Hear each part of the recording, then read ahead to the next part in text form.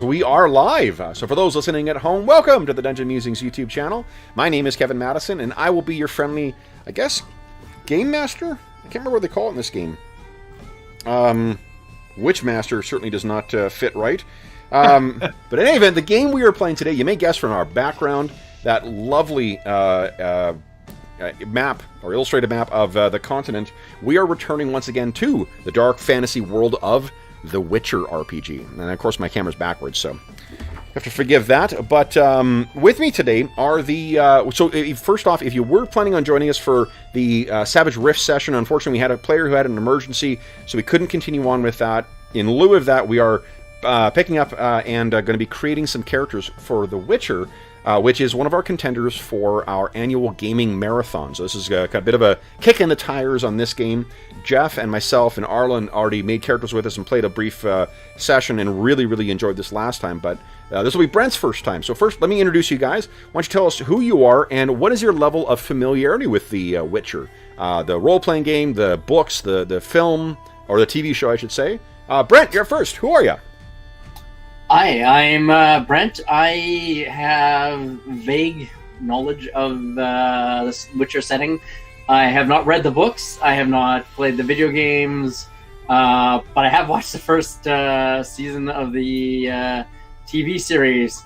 So, yeah, I get the mutant enhanced human fighters, the displaced demi races or elves and others, and from what I get, the long-lived / immortal kind of mages in it.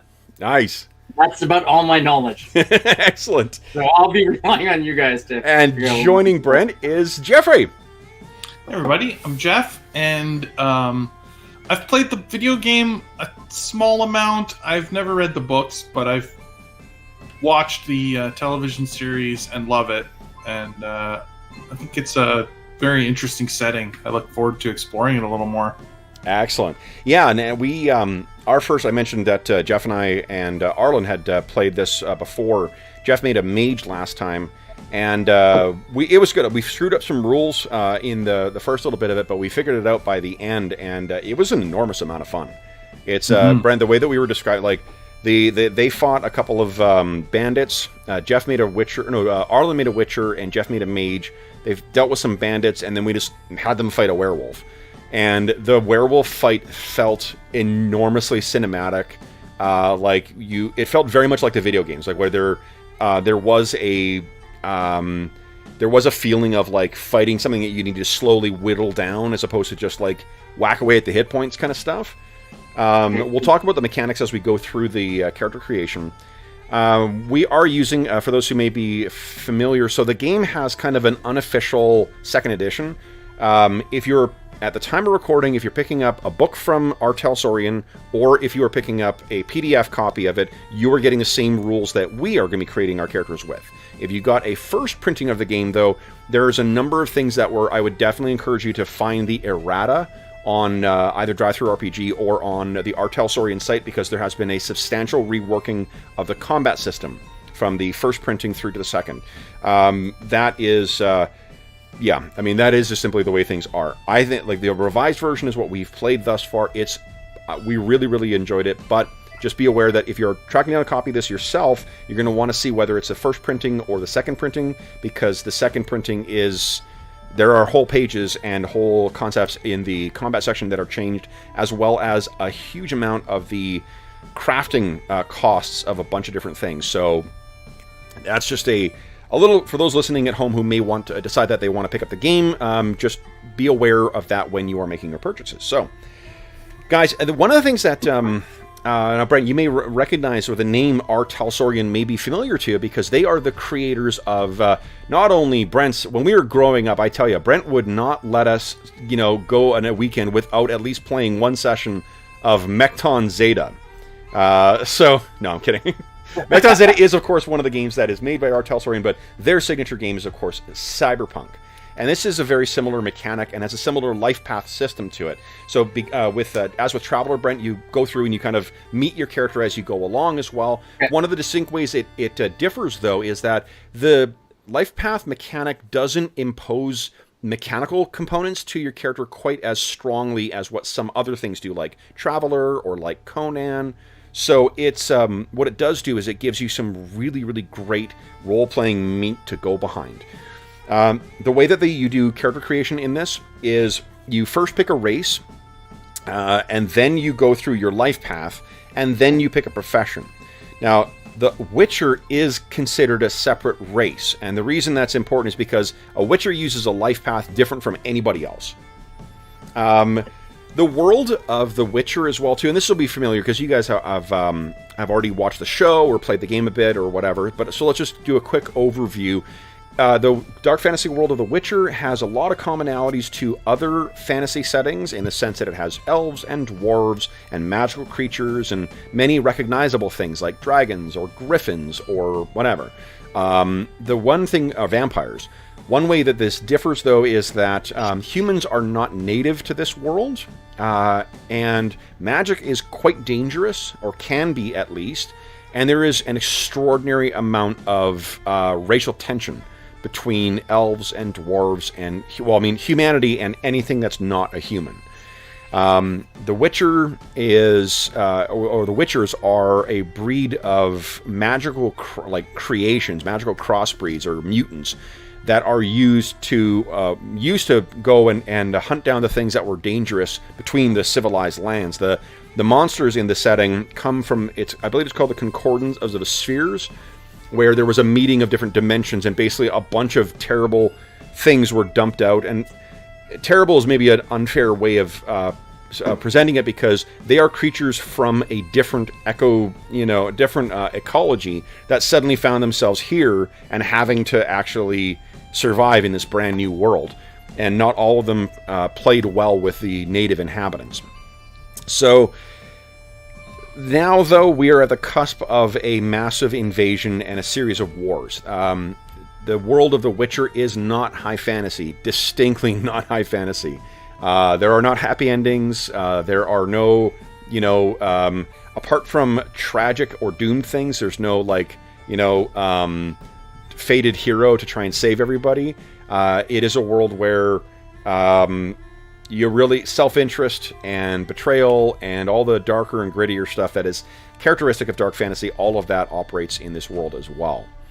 The reason I mentioned the racism stuff is because if you're playing a non-human, there are certain places where you can expect that there will be tension from that. Witcher's included in that respect. So, once you create your profession, then it's a point build system, so you'll spend points to build by your characteristics, you'll spend points to get your skills, and then that's really kind of it. There is a very loose class mechanic in the game, which is your profession, and we'll go through those once we get there. But the thing to think of, I guess, first is The Witcher. So, do either of you guys have a burning desire to play a Witcher character? You know what? It'd be neat to sort of see how it varies. So if you want to go, Jeff, go ahead. And if you don't play a Witcher, I'll try one, or vice versa. Just to Brent, can I see how it relates in terms of the. Would you mind, Brent, turning your music off in your? I think I'm getting some feedback from the music from Roll20 from you.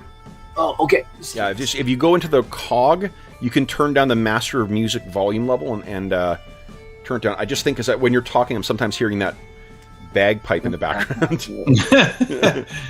I already tried the Mage path, so I could try the Witcher one this time if you want, Brent. I was kind of thinking that there's a chance you might want to make an elf. You know what? Love making elves. Well, I wouldn't mind trying to see how magic works like then. If you want to make a Witcher, I'll try doing the magic. Yeah, we'll flip out the script from what we did last time. Well, and you can have the best of both worlds. Elves are the originators of magic on the continent, so you certainly could play an elven mage as well.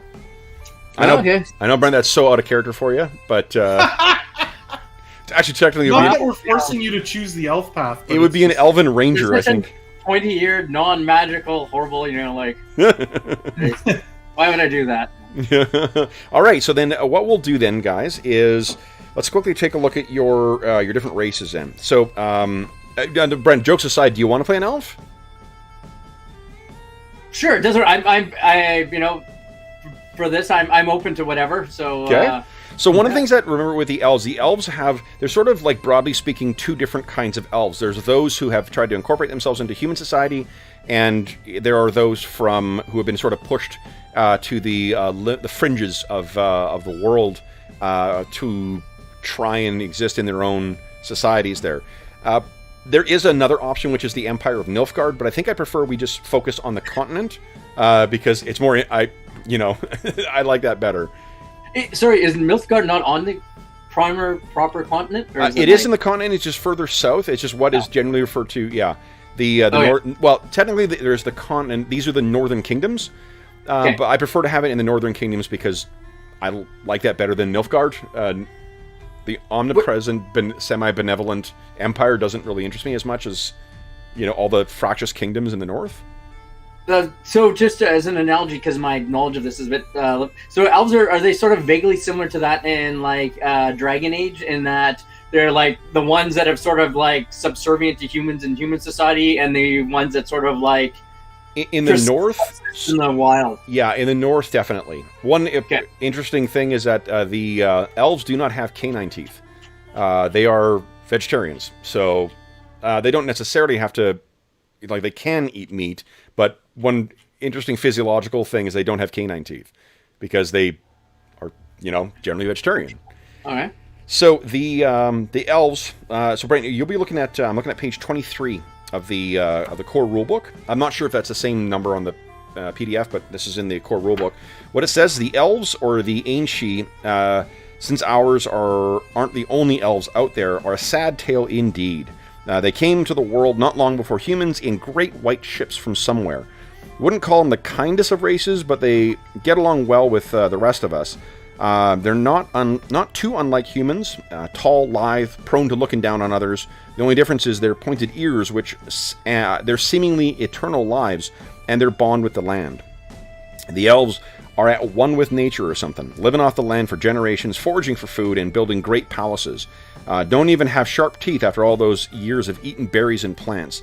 Don't get them crossed, though. An elf's hell on the battlefield, too. They may not wear much armor, but they're hard as frogs in winter to find in the wilderness, and probably the best archers you've ever seen. That is the insight of Rodolph Casmer. So the abilities, the perks you get as an elf, the interesting classes, the races that you select, they generally don't adjust your stats. But they are artistic, which means you get an inherent +1 to your fine art skill. They are marksmen. Years of tradition and practice makes elves some of the best archers in the world. You gain an inherent +2 to their archery skill and can draw and string a bow without taking an action. That's pretty cool. And they have natural attunement. Elves have a deep bond with nature itself. They do not disturb animals, meaning that any beast they encounter is considered friendly and will not attack unless provoked. Elves also automatically find any plant substance rated as commonly available that they are seeking, as long as the substance would occur naturally in the surrounding terrain. That's good. The crafting mechanic in the RPG is very in depth, and that's pretty cool. So like it means that for finding those common ingredients that you need to be able to put together some of the alchemical components or other ingredients, it's very, very easy to do that. And crafting runs the full gamut of everything in the game as well, from alchemical things to gear to, whatever. Weapons, armor. Okay, so that's what the elves are. And then, Jeffrey, if you're playing a Witcher, I don't think I need to go through the explanation for it, but the skills of the Witcher, or the perks of the Witcher on page 22, you have enhanced... So I guess one thing, you have dulled emotions due to dulled emotions, a Witcher cannot raise their empathy stat above 6. That's something to bear in mind. You've enhanced senses, so you take no penalties from areas of dim light and gain +1 to their awareness skill, as well as the ability to track things. So you can add those, the fine arts and the awareness. I think you guys should be able to add those directly to your character sheets. Yeah. Okay. And oh, nice, you already got a name for him. Awesome. And then you also get resilient mutation. After all the mutations required to become a Witcher, you're immune to diseases and also able to use mutagens. You got your dulled emotions and lightning reflexes. You gain a permanent +1 to your reflex and your dexterity, and that can bring your stat above 10. Wow. Yeah. So, set my dexterity to 2 then? Yes. Hold Hold on. So when you're creating your attributes, hold on. The one thing they did not change where everything is laid out in this. And reflex. Yeah. So that is right here. All right. So when you're creating your stats, it will be a minimum of 1, so you can put a 2 down there. Yeah, that sounds good. Just so I remember that it's there. Yeah. Absolutely. So that's both dexterity and reflexes. All right. So then... Where's reflexes? Reflex. Reflex... It's like there's a group of skills, reflex. Right, no, but that should be... let's see here. Ziragold. Let's take a look at your... Wait. Yeah, right at the top there. It's REF. Ref. Oh, there. Yeah. Oh, wow. Okay, yeah. Sorry, where's the... I'm just looking to throw stuff. Is there stuff for like a racial background here, or like I don't think fine arts is actually it doesn't appear to be a skill unless I can't. Hold on, let's take a look here. Let me just get the character sheet up here. All right, so fine art. Should I maybe just put it under modifier notes? Fine art is under empathy, Brent. So I just suck at reading. No, that's okay. I mean, they could both be true, but it's okay. Oh, all right. It's in kind of its own weird section. Yeah. Okay. Where you can get where it's like actually a type of fine art. Yeah. Okay, yeah. Okay, I see that. So you will get a +1 to all those things. All right, so then, guys, let's go to the life. I got life paths open for both. Brent, you're on my left, so I'll start with you. Do you think your elf comes from the northern kingdoms, or do you think that he comes from the Elder Lands?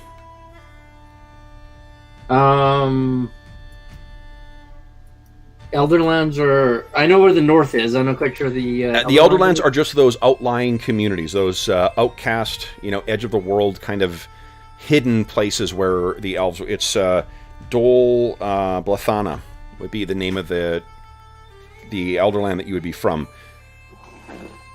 Okay, that probably makes more sense. Okay, so that means you... Yeah.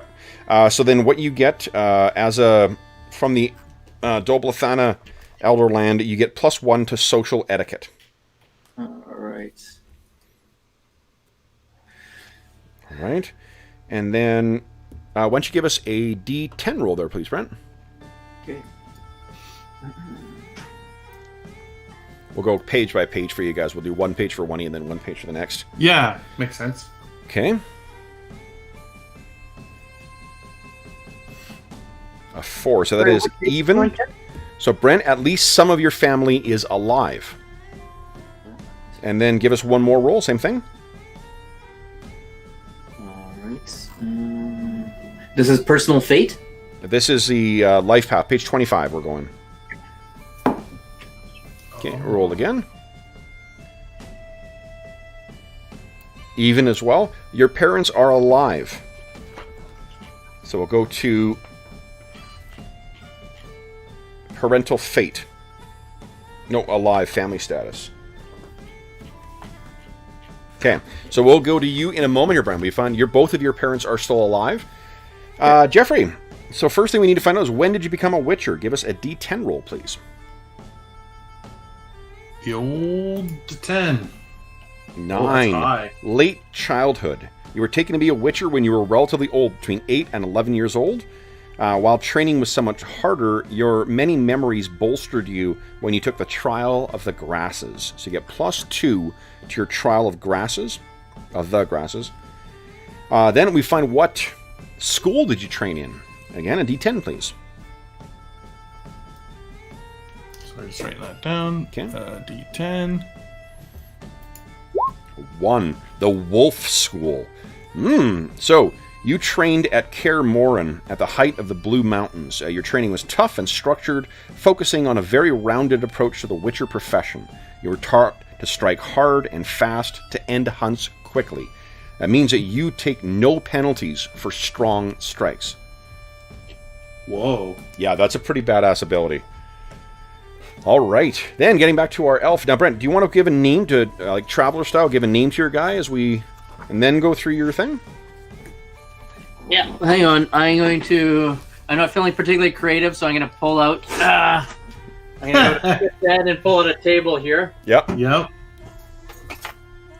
I always roll on the random table, and then I see names that I kind of like, and then I modify them. Yep. Yeah. Yeah, I do the same thing. Alright. Naming characters is probably one of my least favorite parts of it. I don't know why. I just... I really love that thing in Traveler of naming the character at the outset of the life path, just because it feels much more like you're getting to know the character. Yeah, totally. Well, and then when you describe them and things that happen to them, using their name really starts to add to that a little more. Completely agree. You know. Yeah. Does standard D&D elf names work, or should I go for a different culture? Depends what you come up with. What do you got? I will tell you in a second. Here, I'm gonna do like really, it's our game to make of what we want. So, you know, we're not gonna get the Polish author to be like, "Hey, dumb fuck, that's a wrong name." Oh, I wonder if they have. Okay, hold on. Let's go for a couple possibilities here. So, if it's an elf name, it's Sune. Let's see if there's because yeah, it is Polish. I wonder if there's a Polish ethnicities here. Well, the elves would be different from the others. Like they tend to have more flowery names, it seems. Well, let's go. Let's see what Celtic pops up for an 83 then.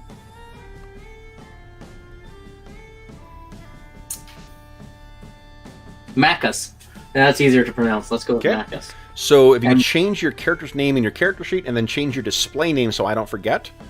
Okay. That'd be great. All right, so then Maccus, and then also, I'm putting a ton on you here. Give us a D10 roll to see what your family status was. A 7.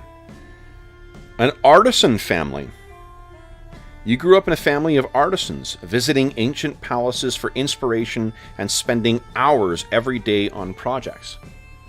What you start with is 3 common diagrams or formulae. I'm on page 28 of the core rulebook. Okay. And then I'll let you make those changes, and then we'll check on Ziragold, the Witcher of the Wolf School. So how did early training go? Ziragold, give us a D10 roll here.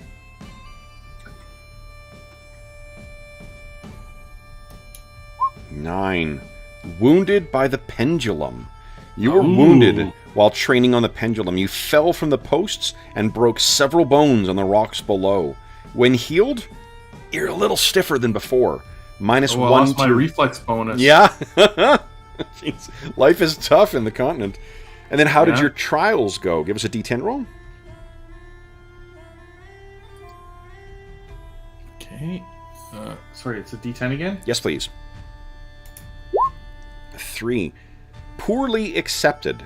The trial of the grasses went poorly, and the witchers in charge of mutation weren't entirely sure you'd make it. You survived, but not without mental scars. An additional -1 to empathy. Oh my goodness. Yeah.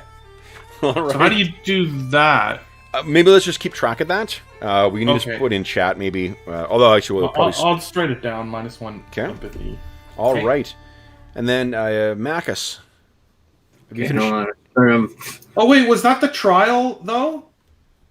Was I? Because I was supposed to get +2 to trial of grasses. Is that? Yes, you should have. Yeah. No, +2, so that we get 5. Would have put me at 5, actually. So passable mutations. The trial of grasses went well. You passed into the ranks of the Witchers with nothing more than memories of horrible pain. Okay. Yep. Just because I remembered that, and I'm like, well, what else? That must be where it must be where it applies. Yeah. Yeah. All right. So then, Maccus, let's find out who your most influential friend was. Would you give us a D10 roll, please? All right. Here, hang on. I got to get that box back. So my mouse is acting up. It occasionally does that if I haven't rebooted for a while. And so I opened the rolling thing in a separate menu, and then it went away. Let's see if I can. Might have to refresh here. Give me a second. Okay. Let's do that. Oh, the rolling box. Yeah, I opened it up as a separate window by accident. Oh, okay. And then I closed it, and it didn't go back to Because being. you can just hit like /R and then whatever dice you need to re-roll, right? Yeah, but I don't have that like if you hit the on the top right there, that little box where it normally has a scroll box. If you double click on it, apparently it pops it out like you can separate it like your character sheet. Right. And I accidentally did that. Now I can't get it back. Right, but what I'm saying is you don't need that. You mean the chat box you took out, or at the bottom right? You know where the whole menu is gone. Like, you know how you got like the wheel and for the settings. So Brent, I've lost your camera as well. If it's still screwed up, maybe close the browser, open it up again. Yeah, and then just come back in. Okay. And while we're doing that, why don't we find out your most important event here, Ziragold? Yeah. Give us a D10 roll. All right, here we go. What did he do? 6. Went to the boundaries.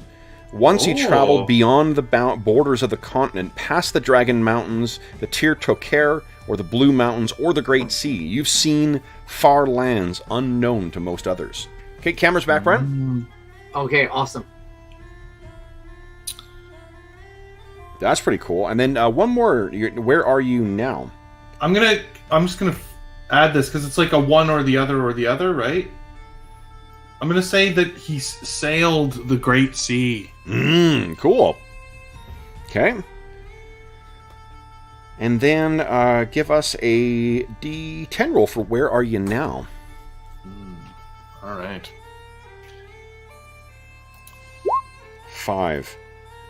You became a hermit. You gave up on the life of a witcher and traveled out into the wilderness. You now live as a hermit in the wilds. Only now that monsters are returning have you started to venture out again. So this may be a reason why you and Maccus got together. Yeah. Right? Okay, totally. So Brent, you got everything ready to go here again? Yeah, all ready to roll now. Okay, let me just do this for you. Quickly here.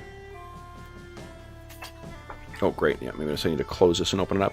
All right. So, would you give us a D10 roll there, Brent? We'll see who your most influential friend. 3 is a noble warrior.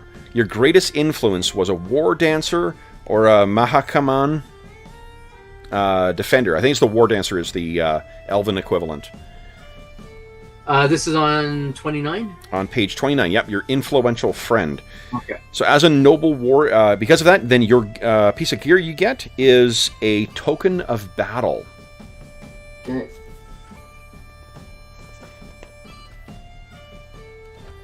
Okay. And then, let's see here. Jeffrey. So witchers are incredibly long-lived. When your character begins their travels, they are somewhere between 20 and 29. For every decade after this, you choose how much risk you took as a witcher and roll for your decade. First, roll on the danger row of that risk level to see if anything went wrong during the decade. If so, roll on the danger table on 2, 4, 5. So what do you think? As the witchers are between 50 years old and 260 years old. Wow. Yeah. How old do you think Ziragold is? I picture him as sort of an older witcher. Okay. Where he would have traveled because he's been out on the big sea, or the Great Sea, and then maybe afterwards he returned and then sort of lived this life as a hermit. So, maybe it was sort of risky early in his life, and then I don't know. What we can do too is we can keep going until you get to a point where you're like, okay, this is fucked up enough, and then things have gotten out of hand enough. Yeah. Okay. So then, this will put you between 30 and 39. Was that decade spent cautious, normal, non-neutral, or risky? So this would be risky because this was when he was out on the Great Sea. Okay, give us a percentile roll. 75% chance of danger. Which that makes sense if he's out in the. Heck yeah. Oh, yep, danger. Definitely danger. So then... Danger. Give us a D10 roll again. Oh, wait, hold on. I maybe got the wrong thing here. Hold on. Danger table on 245. Is that right? Nope. Yes, I'm on the right one. Okay, go 1D10. Oh, yeah. Okay. A 9. Enemies. Oh, yes. And I need 1, 2, 3, 4, 5 D10s from you, please. Nice. You got a few enemies. Oh, it's just it's like, subcategories. Yeah, 1. So it's a male nobleman. You foiled their plan. Their power was in knowledge, and the escalation was mostly forgotten. Okay, so I'm going to write all that down. Male, sure. Nobleman. And then we'll do the... give us one more D10 roll. You know, actually, let you copy that down. I'll do 2 things for Brent so he gets caught up here. So, Maccus, we have...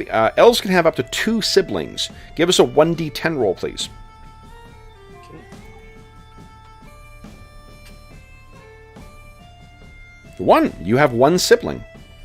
And then, Brent, would you give us a 1, 2, 3, 4. 4D10 roll, please. Alright.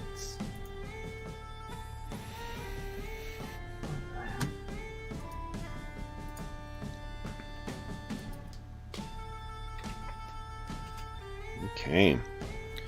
This will be determining the makeup of your sibling. Okay, so your sibling, it's a sister who is older than you, who has no feelings about you, and whose personality is talkative. So it's a chatty Cathy older sister who doesn't give you a second thought.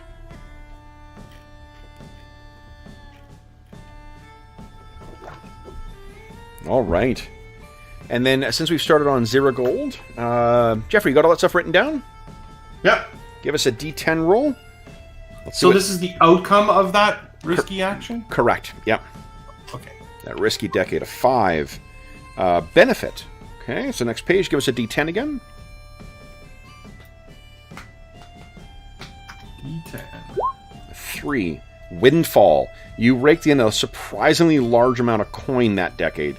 You managed to not only pay for alchemy ingredients and repairs to your gear, you also put aside some coin for a legitimate savings. You gain 1d10 times 100 crowns. Wow. So, let's see. I mean, that might be from foiling their plan. Yeah, I think so. 900 crowns. Alrighty. And, wow. Brent, let's roll for your life event. So, once you figured out, for every 10 years you've been alive... Oh, here we go, non-humans. So we can do a similar thing, Brent. For every 10 years, it says all non-humans are incredibly long-lived, assuming they aren't killed early. Elves and dwarves can live for hundreds of years if they aren't murdered and they don't succumb to disease or horrible accident.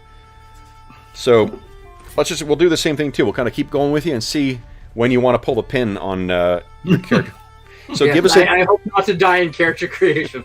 Give us a D10. I don't think you can actually die in character creation. You can just wish you did. Yeah. The world of The Witcher is a rough place. Well, I guess that's better, at least. A 1. Fortune or misfortune. All right, give us another D roll. Evens, it's a fortune. Odds, it's misfortune. Uh-oh. Okay. Just strapping yourself in for the results. Brent, if you want as well. I have a way of rolling in a particular way. But you know what? You always have unusual outliers with certain games. Because, I've never seen... You had the best luck with Iron Kingdoms. Yes. Right? Yeah. I don't know if it was a weird... because it was a different mechanic and it defied my... Your luck just didn't know. Or... Yeah. I think you would also probably be really good at GURPS. Because low rolls were always good in that. All right. Yeah. So that is a... But you did get a fortune. So give us another D10 roll, Brent. And if you want to, if you push up on your arrow, like the up arrow key, it just repopulates the chat with whatever you put in last time. Well, that's so much simpler. Yeah. All right, so a noble owes you. Something you did gained 1 favor from a nobleman or noblewoman. And that could be elven or human or otherwise. Don't know. All right. So that's your first decade. That puts you probably in the same range. I don't know when elves become adults. All right. Okay, so let's go with another D10. Well, hold on. We switch back and forth. Now it's Ziragold. Oh, sorry, man. Yeah, that's okay. Ziragold. Next decade of life. Cautious, normal, non-neutral, or risky.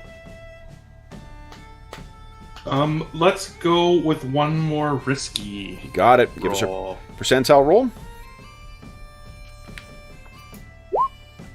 More trouble. More trouble. All right. Let's see here. Then I'll give us a D10 roll on the danger. A 9. Enemies again. I need another. Oh my goodness. 5d10. Oh, actually, hold on. Before we do that, Jeff, would you give us a percentile roll? Let's see if that first enemy died. Oh. 21. They did. They died. Give us another d10. Yeah. Oh, maybe that's why it's mostly forgotten. Well, then that's 3. So it took 30 years for them to die. And then how? Oh, okay. Yep, and give us a d10 roll, please. 9. A monster attack. Oh, I like that. So you actually may have... So what was the combo? It was a male nobleman who I foiled their plan. Yep. Their power was of knowledge. And then 30 years later, they were killed by a monster. So maybe they had some kind of plot involving, like... because they had knowledge of, like, the conjunction of the spheres or, you know, monsters or something like that. And they were trying to, like, use monsters to advance their position.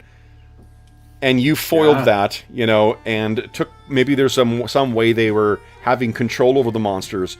And then years later, when something got free, it came back and fucking killed them. Yeah. Okay. I like it. So that was the first one. Then we still need another... Yeah, 5 D10s. Yeah. Please. All right, here we go. Bless you, Brent. So that's a male mercenary. You killed their kin. Their power was knowledge as well, but the escalation is mostly forgotten. Oh. Interesting. So give us a D10 or a percentile roll. See if they're dead or alive. Kill their kin. Sorry. That's okay. Kill their kin, knowledge. Mostly forgotten. That's funny.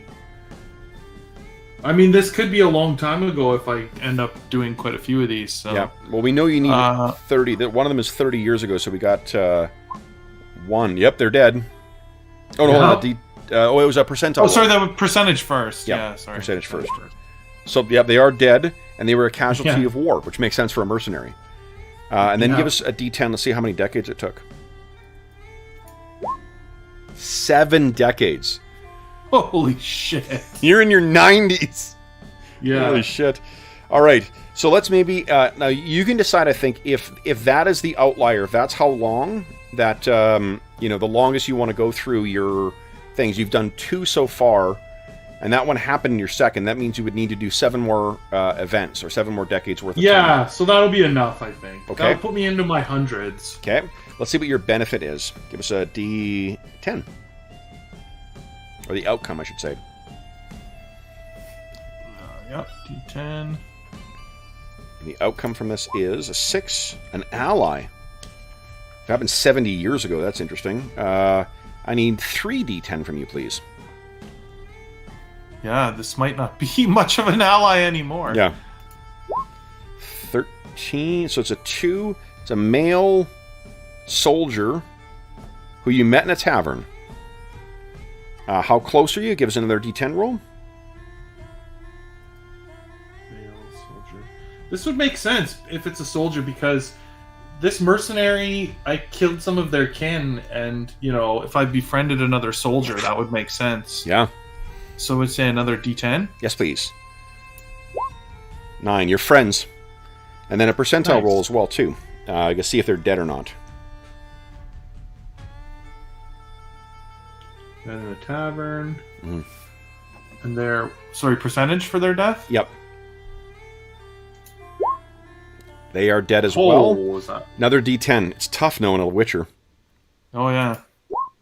They died by monster attack, and then one more D10. So 20 years afterwards. So they were in their 30s when they died of a monster attack. I wonder if they traveled with you. Maybe they were a companion. Yeah. Oh. Ooh, I kind of like that actually. Geesh. Lost a friend to a monster would be a painful memory for a Witcher. Most definitely, yeah.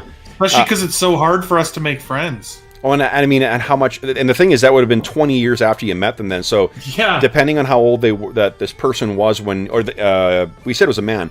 Depending on how old this guy was when you met him, you could have met him in his 20s, and then maybe he was in his 40s and should have retired or something, and just wanted to keep going with you, and then died from the monster attack. Yeah, he just wasn't as sharp as he used to be. Yep. Maccus, give us a D10 roll. Alrighty.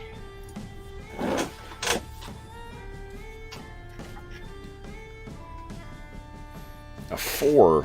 Fortune or misfortune? Go ahead and re-roll again. Evens, it's a fortune.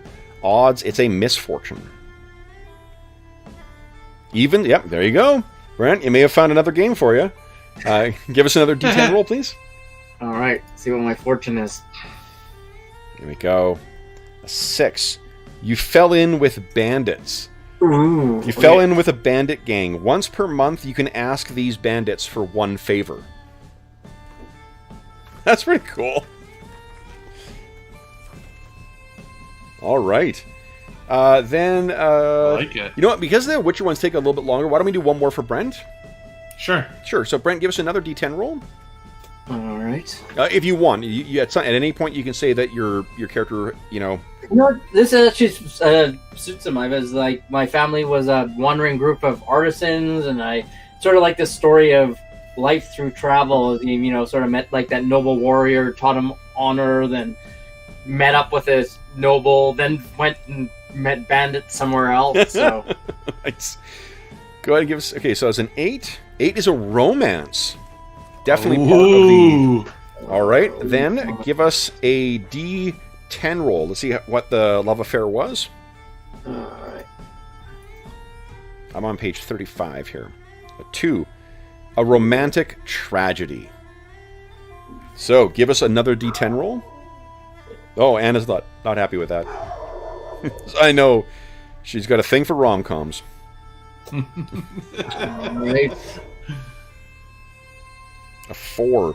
Your lover was taken from you by a powerful curse. Wow. Mm-hmm.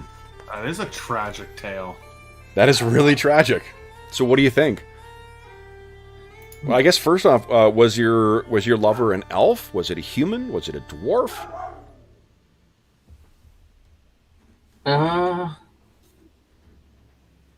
I think it was an elf, and maybe this is why he decided to pursue magic.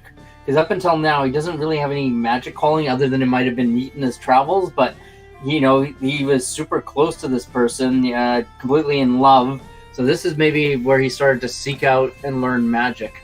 So magic is not something that just anybody can pick up. You do need to have a gift for it in the world of The Witcher. So I wonder whether that played any role. Oh, okay. What do you think? Is it something you're born with, or something you acquire? You have to. It's you need to have the gift for it, and then you train. Right. If you do not have the gift for it, then So maybe he just has a gift, but it never. His family were more concerned with art, and he sort of bounced from one experience to another as his traveling family went from,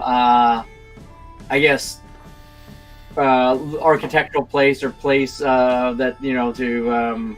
I guess maybe architecture, because then it would have them travel all over. And these are just sort of the experiences he's met. Now he realizes he has this spark, but if he can hone that spark, he might be able to remove the curse off of his lover. So, and this is right at the beginning, too. I was looking at the rules for Romance isn't uncommon, but happy romances, one-night stands and love affairs that end in death and depression are far more common than happy romances. Roll 1d10 to determine how your romance went for that year. So actually, this is in your first year of knowing this person that a curse befell them. So what do you think do you think do you have any blame in this, or is it something unrelated? I don't know. Maybe she was the person who encouraged him to study magic, and she's like, "Well, you got this gift. I can't believe you're not using it."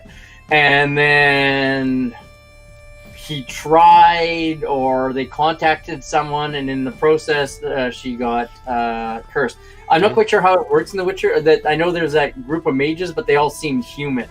I'm guessing it's the order is not open to elves. But generally because so many of the northern nations are prejudiced against it. Even like having elf blood is frowned upon in some of the nations. It also means you can be quite powerful. So you probably did not study with the order. It would have been among the elves. Right. So then you can decide that this person is still alive, or we could do like we do with the other ones and roll a 30% chance of them dying. You know what? I like the idea of keeping her. It's a motivation to do something. So alive but cursed. And what do you think the nature of the curse is? Curses have definitely a sort of fairy tale kind of like nasty Grimm's fairy tale kind of quality to them in The Witcher.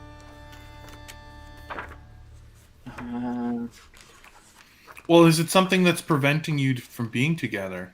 Yeah, so I'm trying to thinking something like, I don't know, stone or sleep. They're sort of overdone, but she could have been transformed. We keep saying she. I mean, obviously you can could have been. Oh, hey, we could do the reverse Lady Hawk thing, or part like Lady Hawk, where she was turned into an animal. Okay. And sort of with him, but just as like. Sure. I don't know, a hawk or something. We'll figure it out. Yeah. No, that's cool. That is a much darker twist on the traditional familiar kind of thing. So I love it. Yeah. And I love that, like, you would have this huge vested interest in protecting your familiar. Oh yeah, Jesus, that's awesome. Okay, cool. Then Ziragold. Let's see. Next year, so your next decade, we have I think 6 more decades to go for you. Yeah. So let's go. We'll move it down one step to the non-neutral. Okay, non-neutral. Give us a percentile roll. Nice. No danger, and give us a D10. 5. You gained an ally. So I need another ally. Yep. Actually, why don't you give us here 4 D10, so we can do how close you are as well. All in one. All right. This is a male mage who you met while drunk and hit it off, and you became friends. Wow. So a drunken mage that you met, became friends with. Give us a percentile roll to see if he's alive or not. Hey, could that be my character? Unless you want to be dead. No. Okay. And then 1d10 to see how they died. Yeah, it might have been how we first met. A casualty of war. Oh, that's interesting. Oh. So it wasn't a monster thing, it was something else. The mage somehow got embroiled in... And should I roll a d6 to see how long ago they died? Yeah. We don't want to go past 60 more years. Absolutely. Right? Yeah, that sounds great. Ooh, 10. Oof. Oh, that would actually put their death at the same time as my other friend. Shit, so maybe they were traveling together. You guys were... Or at least there was some event that brought you guys back together. Yeah. Whew. Maybe we were all traveling together. Yeah. All right. Maccus, you want to do another decade? Yeah, let's go for it. Okay. So, I know. It's until you have a real nice, dark, twisted past. Yeah. I want to stop. Fortune or misfortune again? I like that one, apparently. Give us a D10.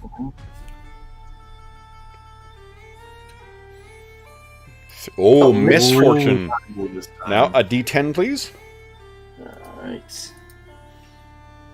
Come on, addiction. Oh, shit, I was joking. You contracted an addiction. Oh, no.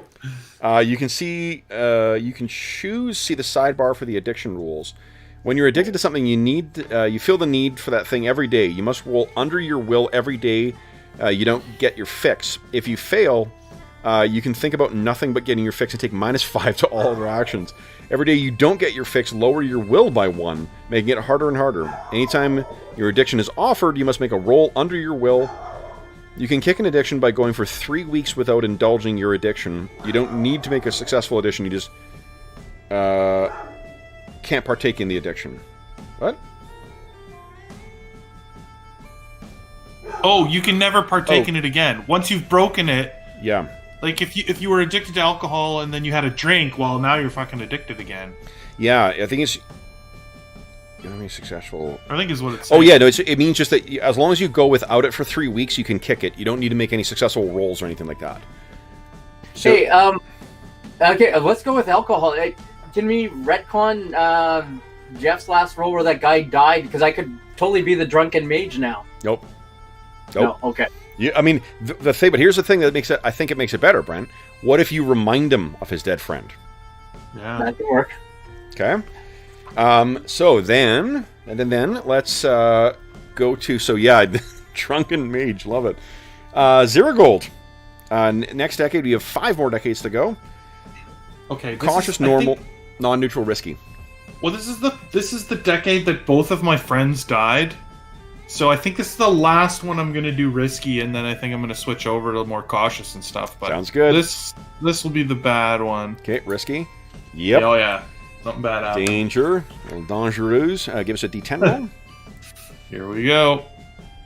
It would be only fitting for something bad to happen to me during that same time period. Events. Oh. Now a D10 roll, please. 2. Sentient monster escaped. And this is when your friends died. Yeah. A troll, a catachan, a werewolf, or some other sentient monster you were hunting escaped you and is wandering free. They may come for you someday. Oh my goodness. It escaped. Can we please make that a werewolf? 100%, man. Yeah. I love it. Oh, wow. Oh, god damn it. So, yeah. Werewolf escaped. I'm gonna say, yeah, killed my friends. Definitely killed the soldier friend. Yeah. The other one was like killed in a war, so maybe you like that's where the sort of the group broke apart, and then he fell in with like a mercenary mage and then died in a war, and you were not there to protect him. Yeah, well, maybe he didn't want to travel with me. He blamed me for the other friend's death. Yeah. And so our friendship fell apart, and he wouldn't travel with me anymore. And that soldier would have been older than the mage as well, in all likelihood, right? Yeah, exactly. So it's kind of like what? Yeah. Jeez. Ziragold, you are a dangerous friend to have. I am a dangerous friend. Maccus, do you want to do another decade? Oh, but I still get the benefit, right? Sorry. Yes, you do. You do get the benefit. Go ahead and roll a D10. You gain an ally. Another ally. So it goes 4d10. Someone new. Mm-hmm. All right, here we go. That's all I've rolled as allies. All right, so it's a female soldier. Oh. You fought together, but you are only acquaintances. Okay. Okay?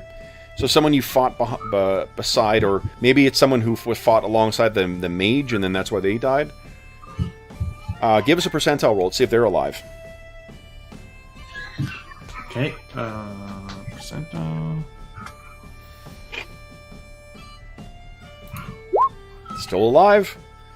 So, hold on. This was your 5th decade, right? 1, 2, 3, 4, 5. Yes. 5. And we said we needed 9 in total. So this person's got to be at least probably 60 years old by now. Yeah, they're in their 60s. They're like an old woman now. Maybe do you think they stayed a soldier? Like they would have worked their way up in whatever unit they were in, or became a mercenary captain, or... I mean, they didn't say mercenary is a different option from soldier. So maybe... Yeah. Well, I'm imagining... So maybe what happened was, this werewolf escaped, my mercenary friend was killed, the mage left to go join this army because of our fallout, and I arrived sort of to try and repair the friendship, but I was too late. The mage was dead.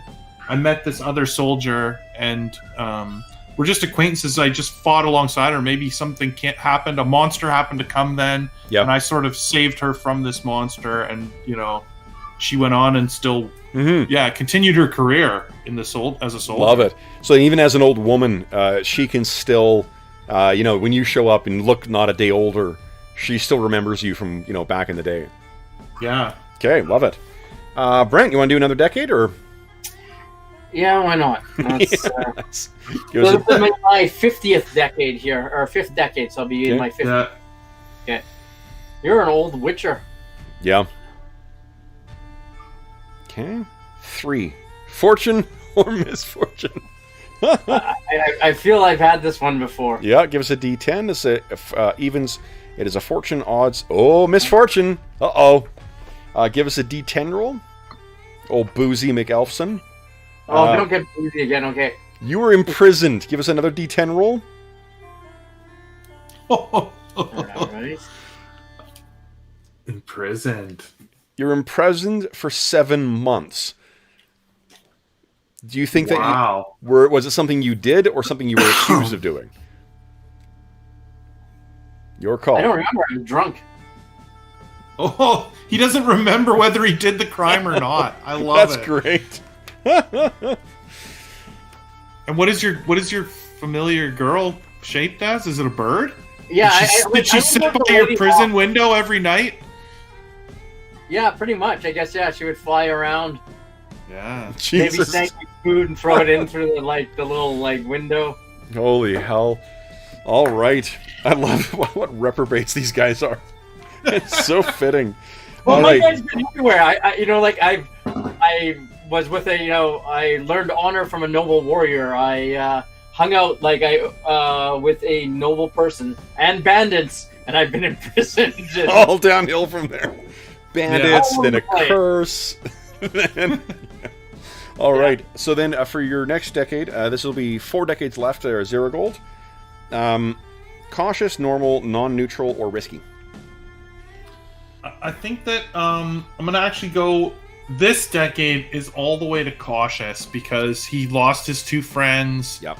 And this werewolf is out. Yeah. Maybe this is where he's starting to shift towards the life of a hermit even. And I love this is it's 50 years after that werewolf got out. That means it's going to be a gray-haired werewolf. So is it under 10% or over 90% that something bad happens? No, 10% or less. You have 10% chance of danger happening. So no danger this year. Give us a D10 roll.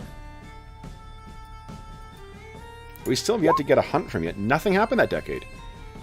So it was peaceful. a boring 10 years where you just retreated. Maybe this wasn't where we find you at the start of the game is not your first time for retreating from the world. Yeah, right? Exactly. Okay, then, Brent, you want to do another decade or...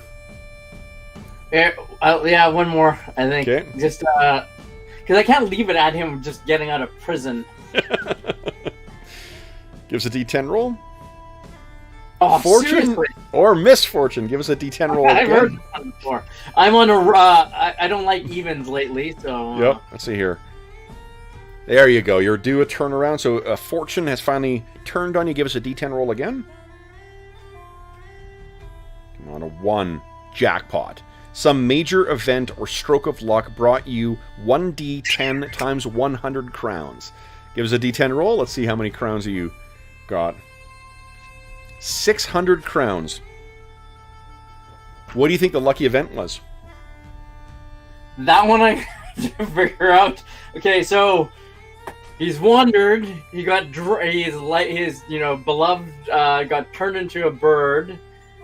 But then he got drunk because of the loss and imprisoned. And now, how do I get out? It could. Okay, so if it turned out he didn't do the crime that he was imprisoned for, and whoever imprisoned him realized that he was a mage and let him, or it doesn't even have to be. He got let out and paid in exchange for doing something with magic. How does that work? Sure. Yep. Absolutely. All right. I mean, you're sort of seen as a ne'er-do-well elf mage anyway. So, all right, Ziragold, we have 3 more decades to get through for you. How does you want to climb into Ziragold? He was released on condition that he. Well, the thing is, Brent, let's worry about connecting the characters once we've seen where everyone's been through, because that way we've got less worry about trying to fit other stuff after the fact. Okay. Right, just in case I roll some things that really affect that. Just easier to go. And I was just gonna say he maybe took out a magical, like he was freed if he killed the magical, like a creature, a monster. Could be. We'll have to see where this lines up. If that's your final decade, Brent, then that could definitely bring a reason for why you and Ziragold were brought together. Okay, so, but Ziragold, we do know we have 3 more decades. So after 10 years of just kind of existing, what does Ziragold do next? I'm going to go to normal. Okay. So, like, sort of maybe, like, I guess practicing as a witcher is what that would mean? I think so. Okay. No problems. Okay, so no problems, and then gives a D10 roll. Come on, 3 to 5. Dang! Another ally. Come on! I just want a hunt. I want 1 hunt at least. No, everybody's a friend. Well, you did have a hunt. It just, you didn't keep it. No. Catch and release with werewolves is not usually a good practice. That gets you hired again. Give us a 4D10 roll, please. Okay, 1. So it's a male craftsman. You met drunk and hit it off. I can see how you guys fell in together now. And you are acquaintances. Okay, drunk acquaintance. Okay, and then give us a percentile roll. See if he's still alive. Percentile. Still alive. Nice. That means assuming at least 20 or 30 years old at this time, he likewise would be in his 50s or 60s. But still alive and still acquaintances. So you got a craftsperson you could call on. And someone who's been around for that long may be quite experienced in the craft. Yeah, true. All right. Brent, does Maccus have another decade? Kind of leaning towards it. But I kind of like where he is now, but I'm like almost tempted to go round it off to 8. Okay. What do you think? Do it. Okay. Yeah. So I love random character gen stuff. Okay, give us a D10 roll. A 2. Oh, come on. Fortune or misfortune? Give us another. I'm like, maybe I'll roll something other than fortune or misfortune. Nope. I know. Well, I'm like, maybe I'll have something other than an ally. No. Because I'm like, I don't have any allies. I'm like, well, maybe I'll go up and do. Give us another D10 roll. This will be evens. Misfortune. Give us another D10. A 9. Mental or physical incapacity. Give us a D10 roll, please. Oh my goodness. So a 9. Oh no, it gives 1 more D10, Brent. A 2. So that is you were poisoned. Permanently lose 5 hit points. Ouch. Holy shit! Someone didn't like you, elf. So you got poisoned. Your hit points will be permanently reduced by 5. All right, 2 more decades left in Ziragold. All right, normal. Normal, okay.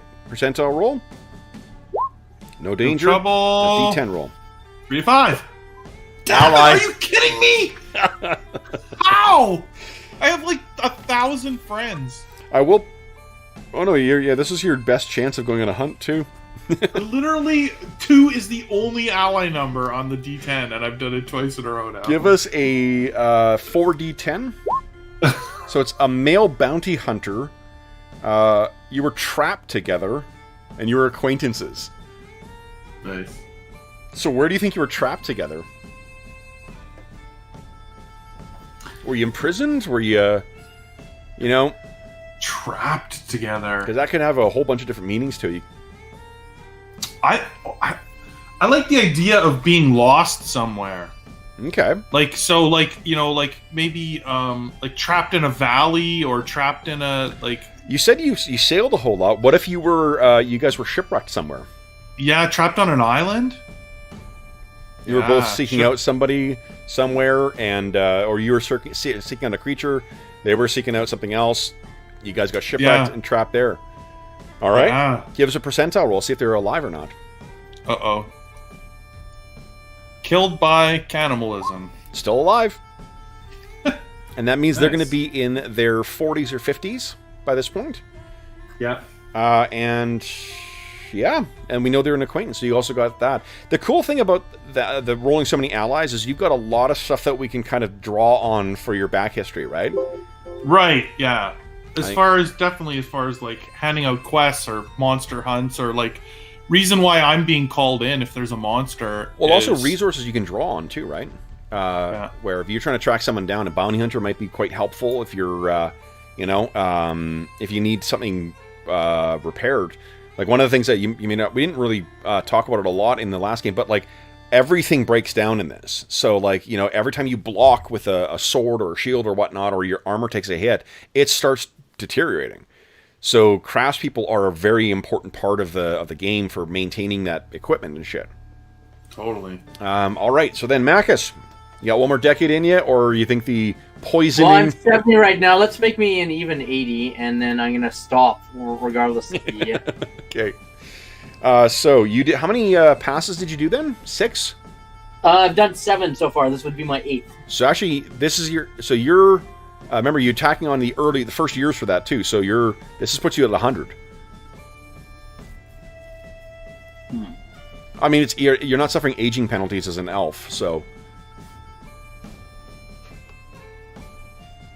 Yeah, I guess so.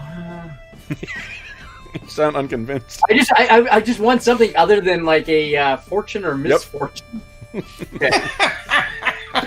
This game's so terrific. you do it again. Yeah. You do it again. I Even know, though like, you just you lost do it 5 and hit points. Going nowhere. It's like, and the stupid thing is like 1 to 4, fortune or misfortune, and I keep rolling that. Yep. Okay, last time, regardless of what happens. Here we go. 10. Yes! Romance! Romance again. Oh, a new lover! The bird is going to be so pissed Oh yeah, at you. seriously. So let's see what kind of romance Oh my goodness. it was. Give us a D10 roll again, Brent. 3. A romantic tragedy once again. Give us another no. D10 roll. You're cursed with the ladies. Yeah. Your lover was taken from you by a powerful curse! He's got 2 birds that follow him around. Holy shit. So, you know what? I think that you may be doing something wrong here. Oh, man. And this is also, like, that's first decade. That's first year of that romance. So there's something fundamentally fucked with your magical aura, Maccus. Yeah. Wowzers. The thing you were afraid of all those years maybe is true. Yeah. And this is the last thing before you meet up with Ziragold. Yeah. So it's amazing. All right, so we have what? We have one more decade with you, Ziragold, or is it 2 more? 2 more. 2 more, all right. 70. So 1, 2, 3, 4, 5, 6. Oh no, 6. We did 6 already, right? Yep. Male soldier. No, well, we've done more than 6. We did male soldier, male mage, werewolf released, female soldier, male craftsman, male bounty hunter. That's 6, and I had to do 7. So I'll have to do 1 more. 1 more, okay. And then I'm caught up to when this mercenary would have died. Awesome. So cautious, normal, non-neutral, or risky this year? Let's go normal again. Normal again, okay. Percentile roll. No danger, and a D10. 3 to 5. Come on, 3 to 5. Benefit. Dang it! Benefit. Give us a D10 roll. All right, here we go. 7. Fell in with bandits. Oh, You fell in with a group of bandits or Soyatel. Those are the ones that the Elven resistance groups, while on a hunt. You may not have agreed with their methods, but they didn't bother you, and you didn't bother them. You even shared some drinks. You can ask them for a favor once a month, as long as it's reasonable with the DM's thing. I'm gonna suggest, because we got an elf thing, that it's the Scoia'tael, the Elven resistance, the ones who like fight against humans and try and protect Elven homelands. What do you think? Nice. Sure. Well, is there So is this like Brent's one fell in with bandits a long time ago, but like that benefit still holds, right? So that means that group of bandits is still around as well. So it might make sense. Maybe that's how we're connected. Yeah. Also, like, no one is all one thing, right? Like, the Squirtle could also just be seen as bandits as well as, like, rebels and whatnot. So they could have started off as bandits when Maccus knew them, and then maybe they evolved to be more of, like, devoted, kind of, like, idealistic kind of... Right. Like, at this point, they've been around for... Well, I mean, this would be 70 years later or whatever. Like, that was early on in his roles, so... What do you think, Brent? Not 70, yeah. Yeah, that could work. I like that. Okay. So then maybe that's what brings you guys together. Maccus, of the cursed penis, and the... All right. So that completes our life... Let me make sure we got nothing else in life events here. I think we are good. Alrighty. So then... Max in the chat says, maybe the Witcher should kill the elf before he dooms another lover to live out in eternity as a bird. Yeah, really? Oh my god, that's hilarious. All right, so do you guys wish to randomly generate your... Oh, they got Elven names here. Shit. I think Maccus sounds fine, as the Ziragold. So do you guys wish to randomly generate your personal style, your look, and your values, or do you want to turn on them yourself? Oh, I'm cool with randomness. Okay. So give us a 4d10 for style, Jeff. So this is way back on... I'm on page 36 now. 36 now, okay. Yeah. I just want to go back to charge. Perfect. Okay, d10. Okay. So it's actually 4d10? 4d10, please, yeah. Yeah. And Brent, if you want to do that as well, too, just give us a 4d10 roll. All right. So Ziragold wears fancy clothing. He is secretive. He keeps his hair uniformly short. And his affectations are insignias and plaques. And with that shock right here. So Maccus, you got strange clothing. You are contemplative. You are ragged and messy hair. And you have insignia and plaques on your affectations. Wow. Well, I mean, think of the life he's led, right? Like, yeah. Him as the sort of like, wild-haired, like, how am I going to fix this? With two birds following him around. So then, if you guys could each give us a 3d10 roll, that'll tell us your values. Oh, my affectations is supposed to be bright bandanas. Your affectation is a 7. Bright bandana. Sorry. Yeah. Ooh, nice. Yeah, he wears a bright bandana. All right. Maybe it has some elf meaning or something to it, or like an old. Maybe. Yeah. So then, if you guys could each give us a 3d10 roll, that'll tell us the values. Okay, so Ziragold, your valued person is a personal hero. You value honor, and the feelings on people have to prove themselves.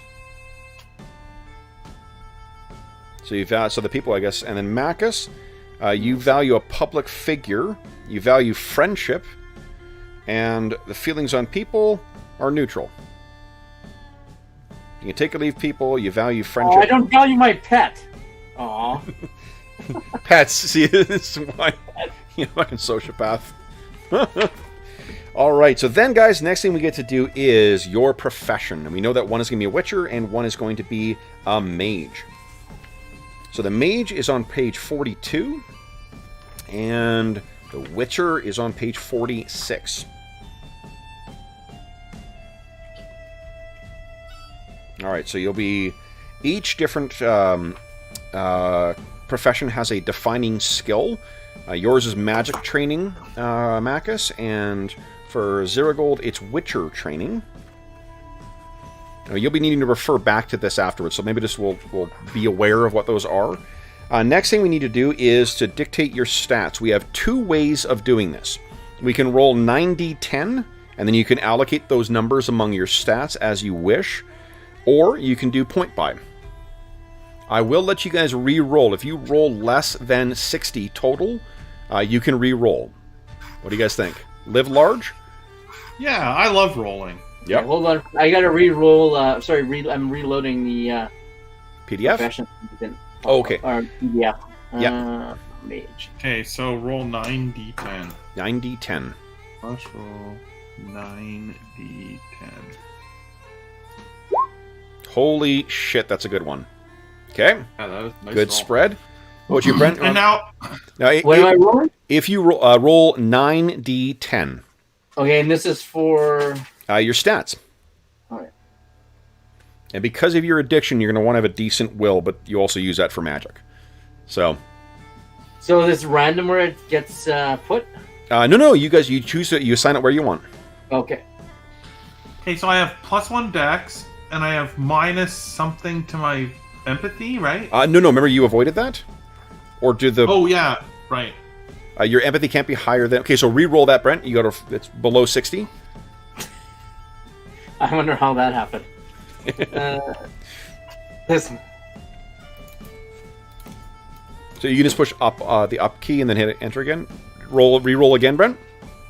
Yeah, it might take a while. I have faith in you. Try again.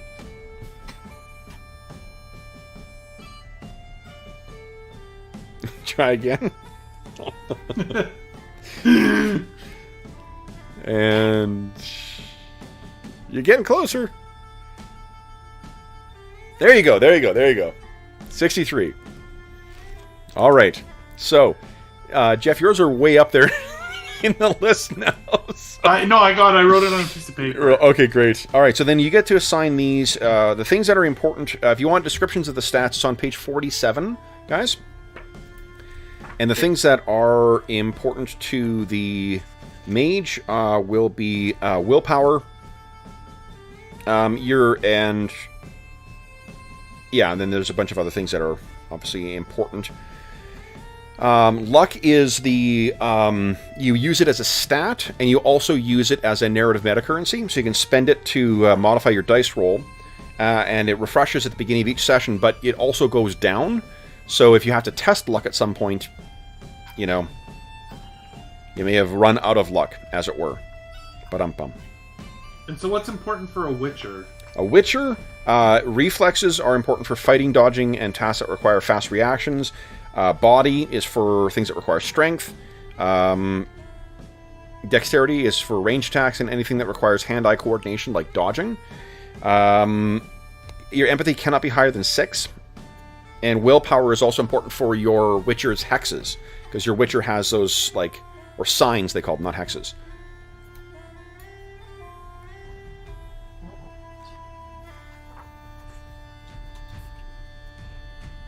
What is CRA? Oh, intelligence is also important for you too, Brent. Perhaps unsurprisingly. CRA is craft. Using for machinery and creating things. Also used for... That'll be my weakness, because I really only have 2 bad stats. Okay. Empathy and crafting. Okay. And then intelligence 7, speed 7, luck 7. Perfect. Beautiful. Okay. That was a crazy roll I did. Yeah. Let's see here. How did you... Let's take a look at your stats there, Ziragold.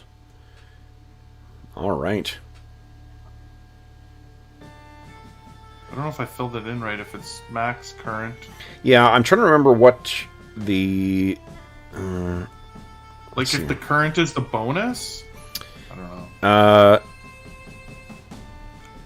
What is it here? Oh, you know why? No. It's because when you take damage, if you adjust your hit points up to 10 and your stamina up to 10, it'll restore the current levels to proper levels. Oh, right. Yes. Yep. Okay, now Same thing with your resolve. Yeah, there you go. There you go. Yeah, so your hit points and stamina. Look at that. You can actually put them at the maximum there. 45? Oh, it's 45, yeah. Yeah.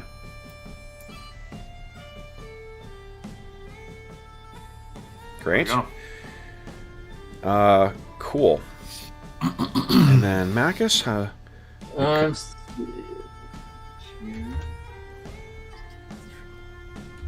I'm just going to fill in so you can see them at the proper levels there, Brent. Whoop, wrong thing. I put in your hit points and stamina at 10 each. Okay. Because that way your current maximum will be at the same thing. And then just when you finish selecting all your scores, just adjust your hit points and stamina to the max of whatever is there. Okay. Alrighty. So, then you have your derived stats, your vigor score. Each of you, because you're a witcher and a wizard, or mage, you will have a vigor. Witcher has a vigor of 2, and a mage has a vigor of 5. I think that's under magic and spells. Oh, yeah. Okay.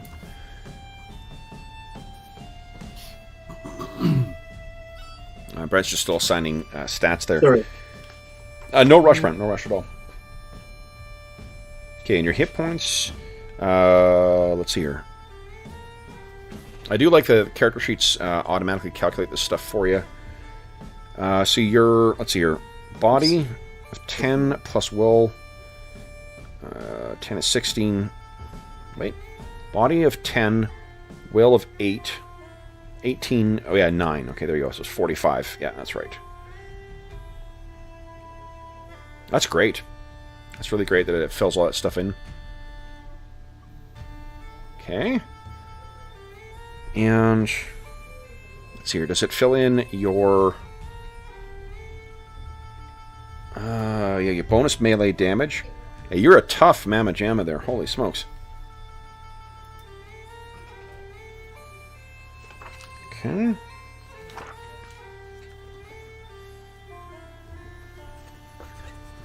Okay. Now, it doesn't match the chart from the book. It should. So, like, Because it says in the book that if I have 10 body, I should have 50 hit points and 50 stamina? No, it's body plus willpower divided by 2. Oh, okay. Yeah, that's why it's... Oh, yeah, I see. Yeah, body plus willpower divided by 2. Do I need high dexteriness to do magical attacks, or is that governed solely by like willpower or whatnot? Good question. I'm trying to remember here. Let's take a look at the magical attacks here. All right, so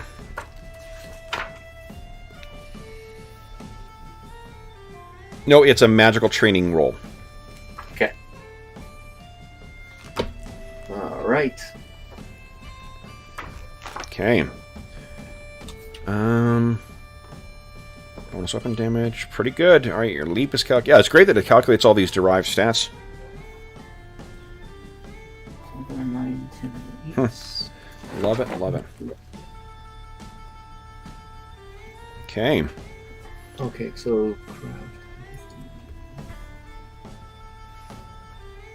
You got your stats assigned there, Brennan? yeah, pretty much. Okay. Your empathy is at a 1? No, I'm it's gonna. It will be at a 8 or a 9 here. Just give me a second. Oh, great. Okay.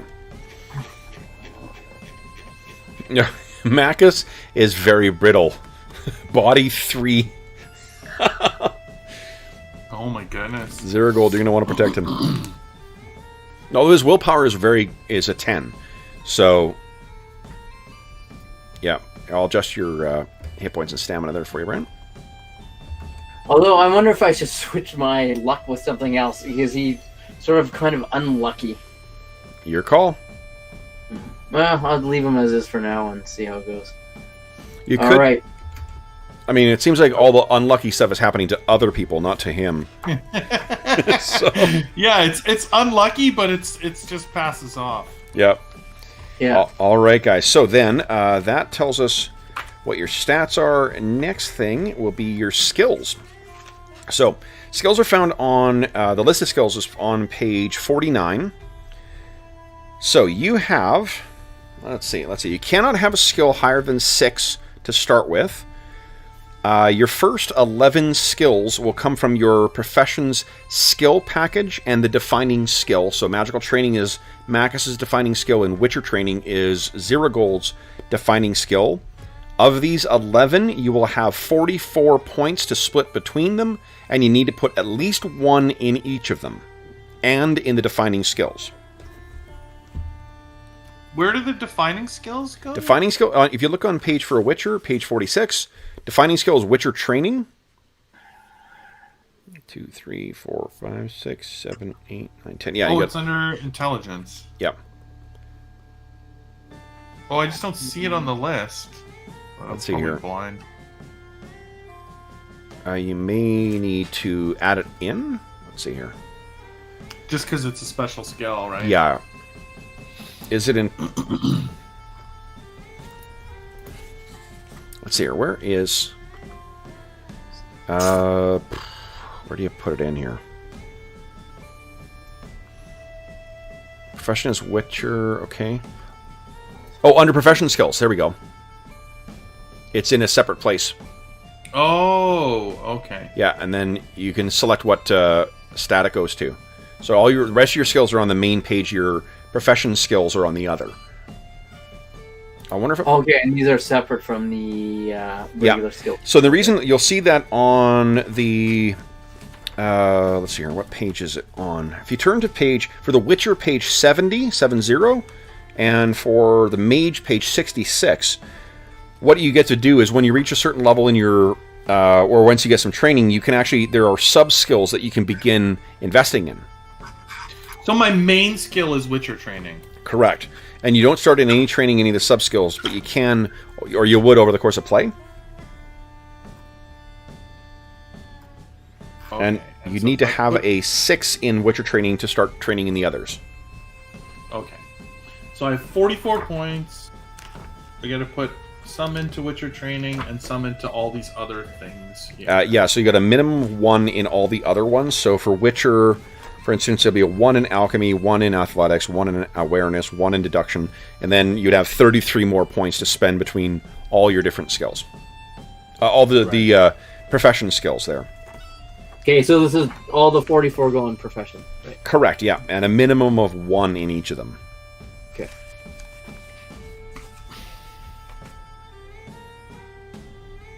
Yeah, okay. And then there are certain skills as well that they are considered difficult skills, so it costs 1 extra point. So there are 2 points per level. Difficult skills include alchemy, hex weaving, spell casting, resist magic, and ritual crafting. Monster lore is also difficult. They're on page 49. Anything with a 2 next to it tells you it's 2 per point. So there's a little star on them on the character sheet. Oh, terrific! Yeah. So and that includes your first point, unfortunately. So it'll actually cost you 2 points to get the first point in alchemy. Right. Yeah. Oh, okay, so I see them. They're both on the primary page, and then profession skills on the second page, eh? Yeah. The first skill name. Let's see here.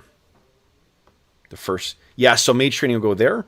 Yeah, that's right. So mage training is not a difficult one. Your professional skills are not difficult. But other ones, anything that's got a star next to it on the character sheet, that counts as difficult. So you will need to spend 2 points to get 1. Okay. All right. Do I want to record them both on under the the first? No. Okay, so Brent, you can ignore everything on the profession skills other than mage training because you're not going to be able to start with. Okay. So then the rest of your points need to be spent. Your mage training's at 1, so now you have 43 more points, and then just maybe start with all the mandatory ones at 1. Because there's quite a few of yours that will cost 2 points for that first level. Okay. It's like spellcasting is difficult, ritual crafting is difficult, resist magic is difficult, hex weaving is difficult. That's kind of neat. I mean, how do skill checks work in here? You roll 1d10, you add your stat, and you add your skill. Okay.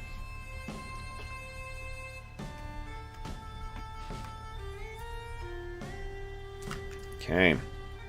So what's like a rough good skill in this? You cannot start with higher than 6. So 6 is really good. Okay. 1 is adequate.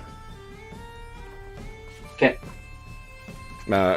Yeah. 1. So the meaning of the skills, the way they define them: 1 to 2 is inept. 3 to 4 is everyday. 5 to 6 is competent.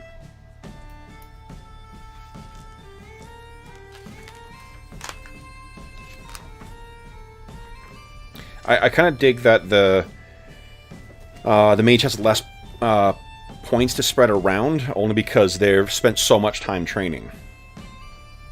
Right, because of the amount of difficult skills they have to start with.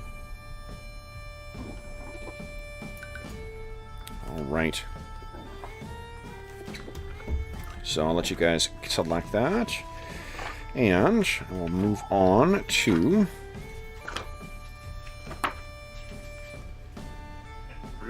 Oh, and then you get pickup skills as well.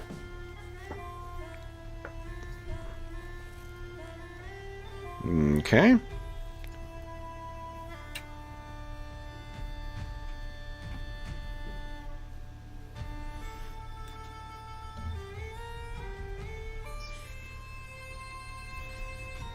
That's cool. So, Jeff, did you finish spending your points?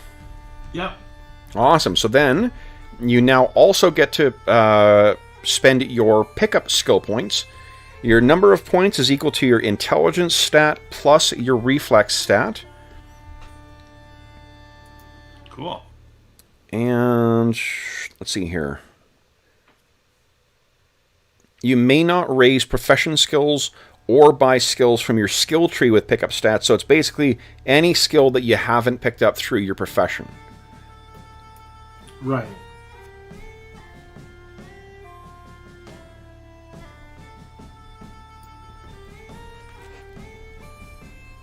Go right ahead.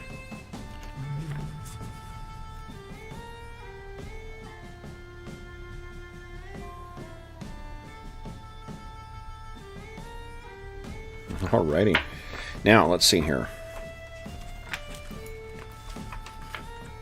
Oop.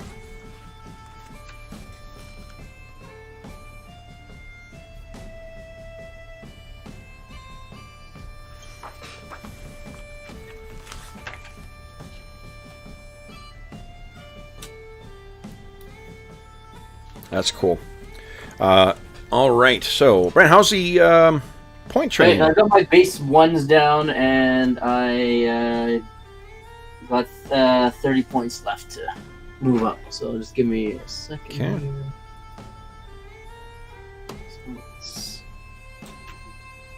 Okay.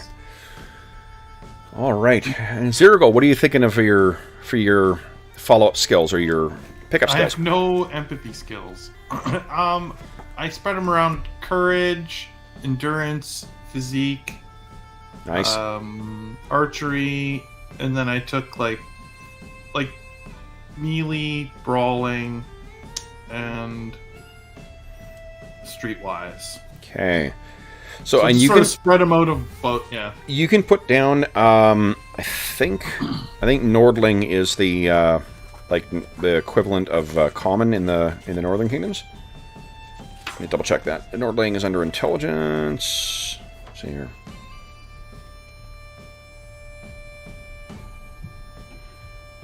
Oh, common speech.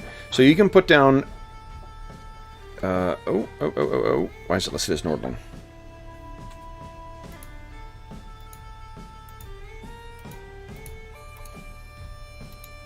I think you put Nordling down at 8, Ziragold as well. Oh, for language? Yeah. Somewhere? Yeah. Common speech. Oh, it says on page 49. Your Nordling or common is you automatically start at 8 in that. Oh, okay, yeah.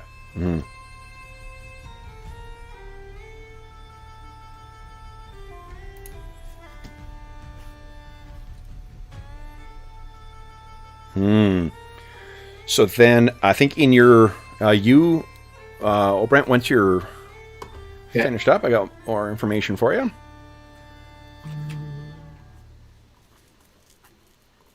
Spending all the stuff on magic. All right. Ziragold, are you finished your pickup skills as well? Okay. So then, you get all basic signs.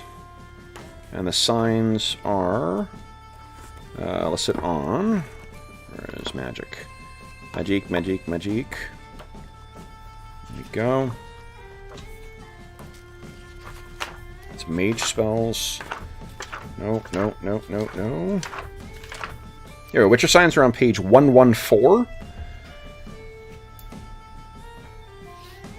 And these are all the ones you start with. Yrden, Quen, Ard, Igni, and Axi. Okay.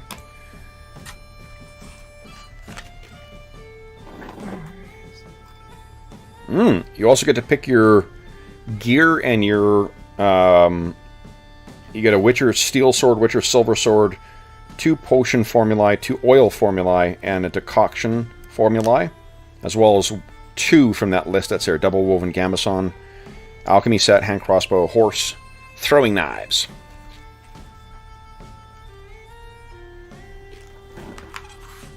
And Maccus, how goes the skill selection? I don't know what I'm doing, so I'm not quite sure what hex casting really is or stuff, so I'll just put a couple of points in there. Okay. Spellcasting is the one if you want to be casting spells. Hexes are like curses. Okay. And yeah, rituals. You're pretty familiar with those, right?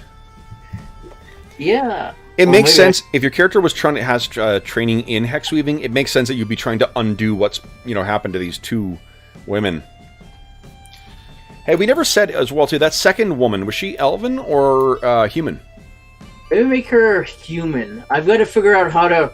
I still have to come up with a good story to work the same thing in twice. Well, again, like it could just be you. Like you may have thought that, oh, she's befallen a curse. I need to find a curse to undo her. And maybe in this last person, you realized, wait, shit, I've been looking in the wrong place. It's not them that's cursed, it's me.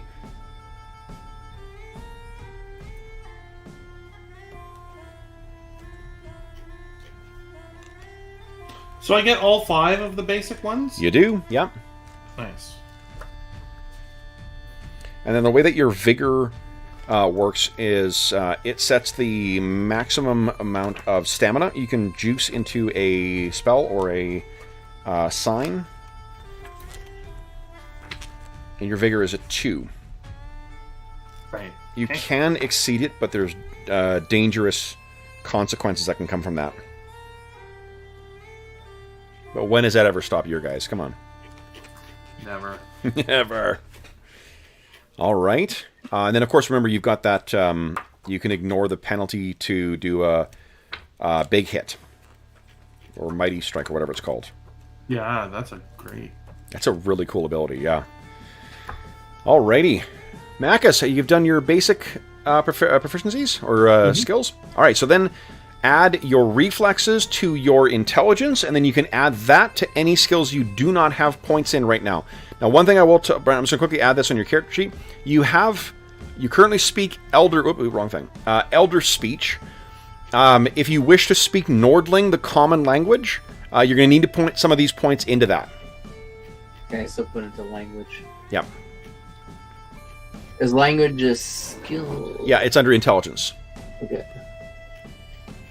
Okay, language itself. Yeah, okay. Nordling is the common tongue. So you'll have 17 points to add to skills now. Anything that is not a proficient skill. Okay. And then you got to pick your gear, I suppose, there, Jeff. What are you thinking? Yeah, I was just going back. Isn't that some of it's listed on the profession thing? Yes, right? it is. Page 46. Just going back there. It takes a long time to scroll. Sure. And then so, okay, Elder Speech is 8. Okay.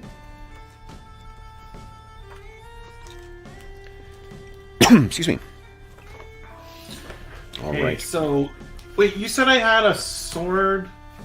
Yeah, so what you get is the special at the bottom. You'll automatically get a silver sword, a steel sword, Witcher medallion, 2 potion formulae, 2 oil formulae, and a decoction formulae. And those are found in kind of the Witcher section, which is...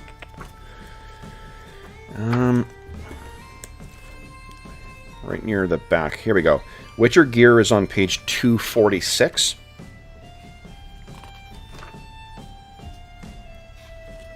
That's where you got your potions and your oils and decoctions.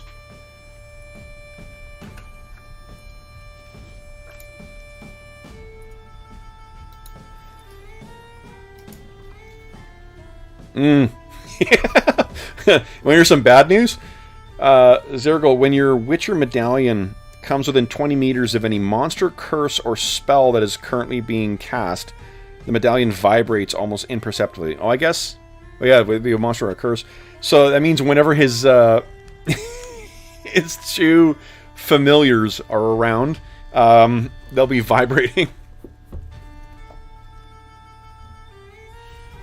I'm not going to have that a penalty. Like, I wouldn't have that as a penalty. What I would say is that if you would recognize the humming of the presence of his familiars and the humming of other things. Right.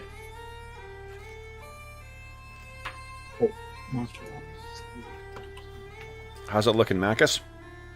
Getting there. Nice. Okay, spellcasting's looking pretty good. Yeah, your will and intelligence is great. All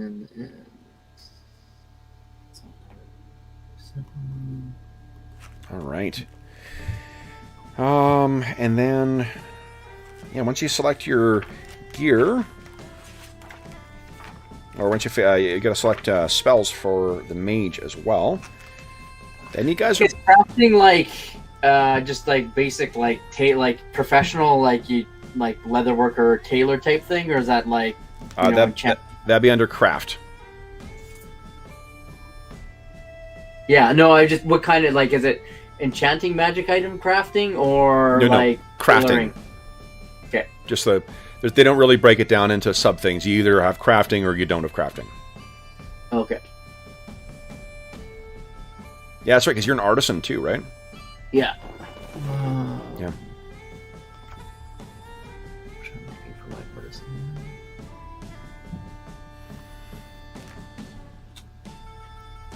All right. So, Jeffrey, what gear and what potions and such are you taking? So, just the silver sword and the steel sword. I took the horse and the double woven gambeson. Nice. Okay. Neat things. And now I get 2 oils, 2 potions, and a decoction. Okay. So your double. Or does that just mean I know the recipes for them? That means you know the recipes for them. Okay. I would probably let you start with one of each of them as well. Yeah, it's also an easy way to remember which ones I have. Yeah. So your let's see here. Your double woven gambeson gives you 8 stopping power to the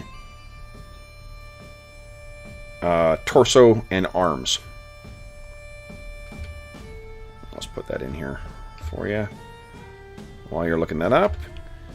And the weight.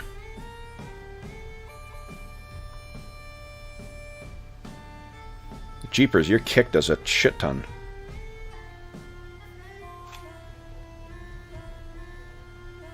Okay, and weight of your double woven gambeson is 2.5. Something in. There you go.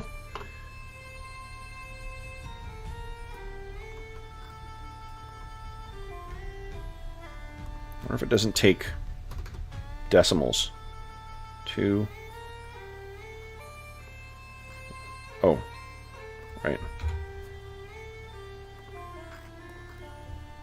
So yeah, the character sheet is very literal.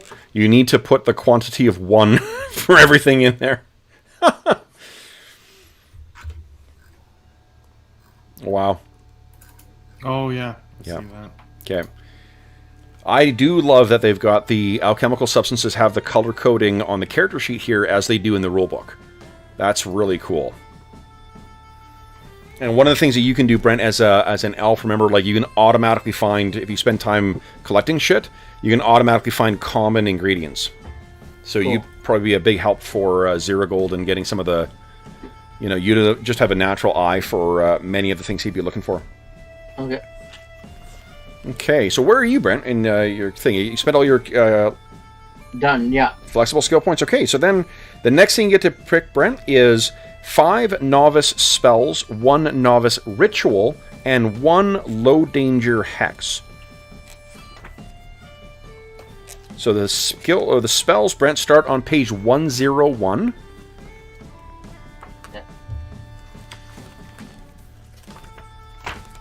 The rituals are on page 116.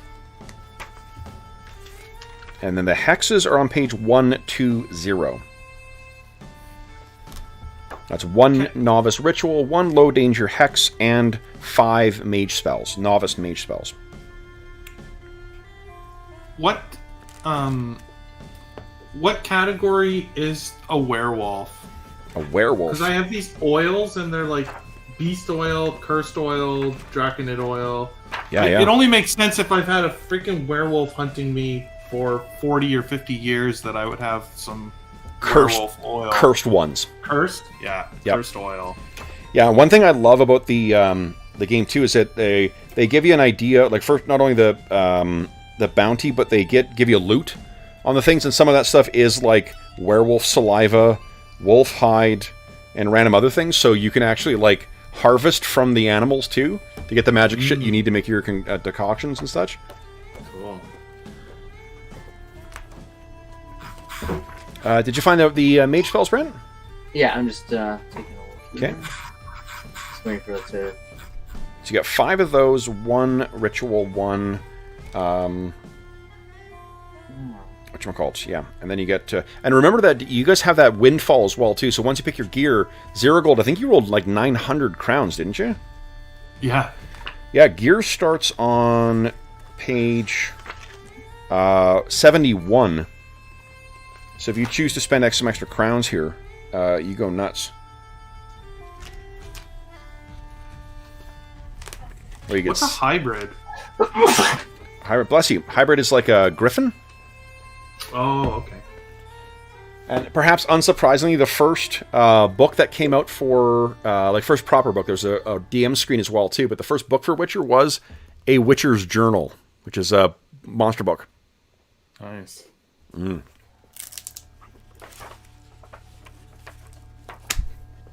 All right.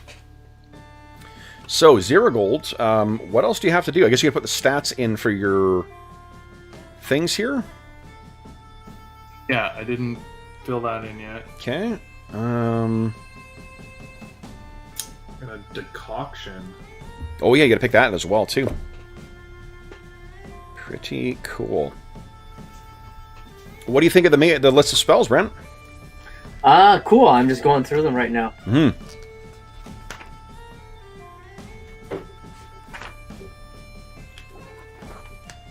And just like with the Witcher, you have a vigor of 5, which is what do you call it? The maximum amount of stamina you can spend, but without running into potential danger. However, you also have a staff, a mage's staff that you start with that actually bumps your vigor up. So let's see here. It is... what is it here?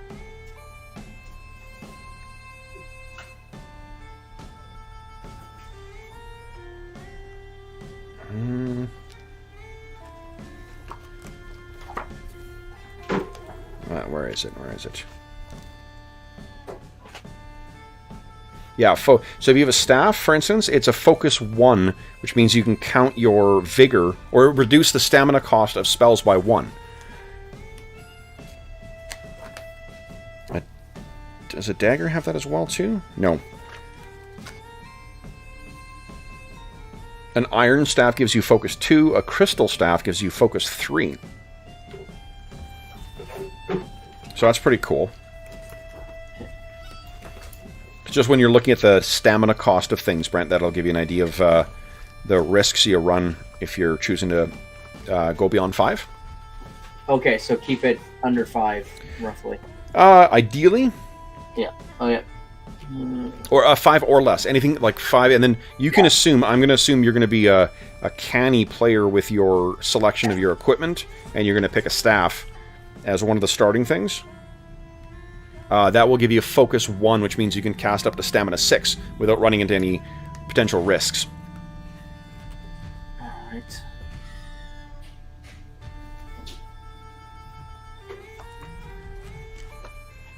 Okay. Which decoction did you go with? Necker. What does that one do? My mount never panics, and I gain +3 to all ride and athletic checks. Nice. Very nice. All right. Brent, get your spell selected. Yeah, I'm just gonna work on the rituals and stuff here. Okay.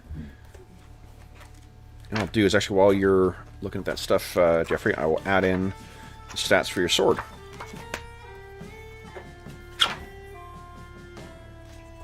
And I'll bet you they're with the Witcher stuff, aren't they? Yeah, they are. They're Yep. on page 247. Yep. Awesome, thank you. Okay, so...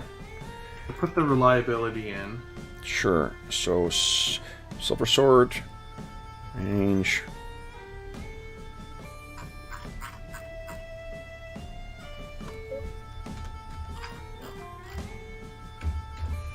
Okay. Oh, crap. Okay. One-handed. Reliability's 10. Effect. Silver and... Whew.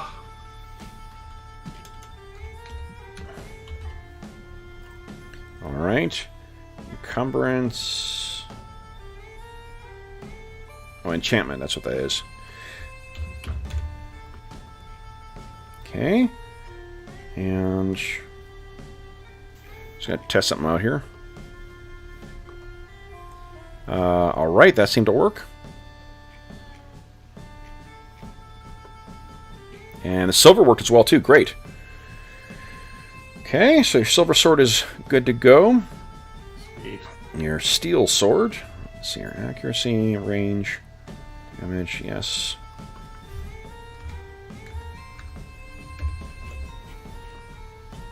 Okay, one hand. Piercing, slashing. What spells did you go with, Brent?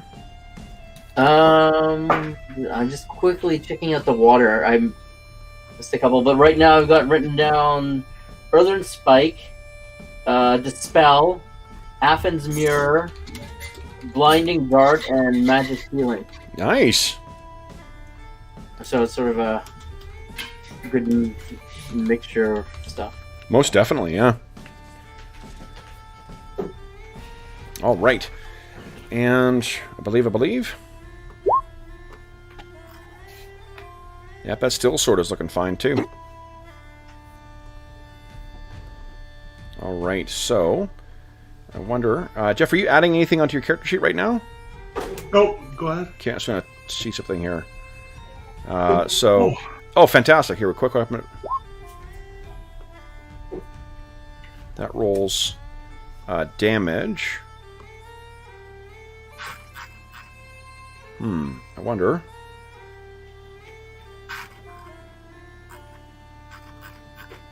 Let's see if you can add accuracy.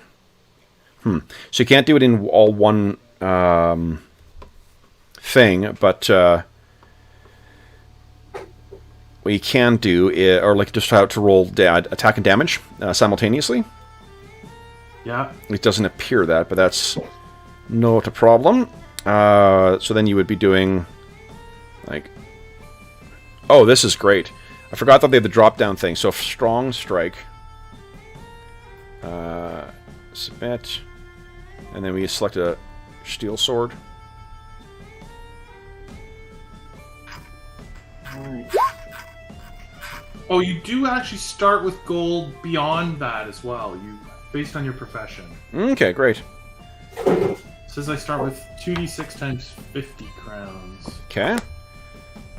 So Ziragold, that would be a 17. And then you just roll damage. Awesome.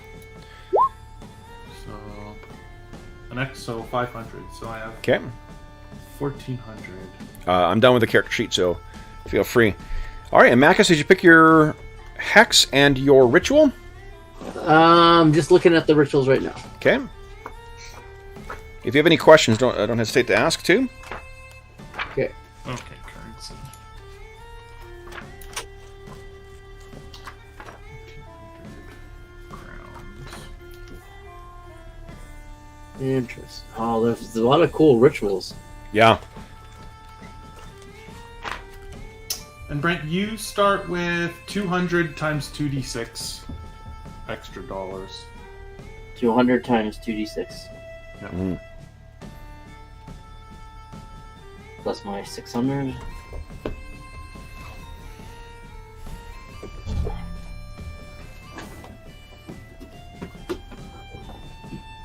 All right. Ooh. Oh.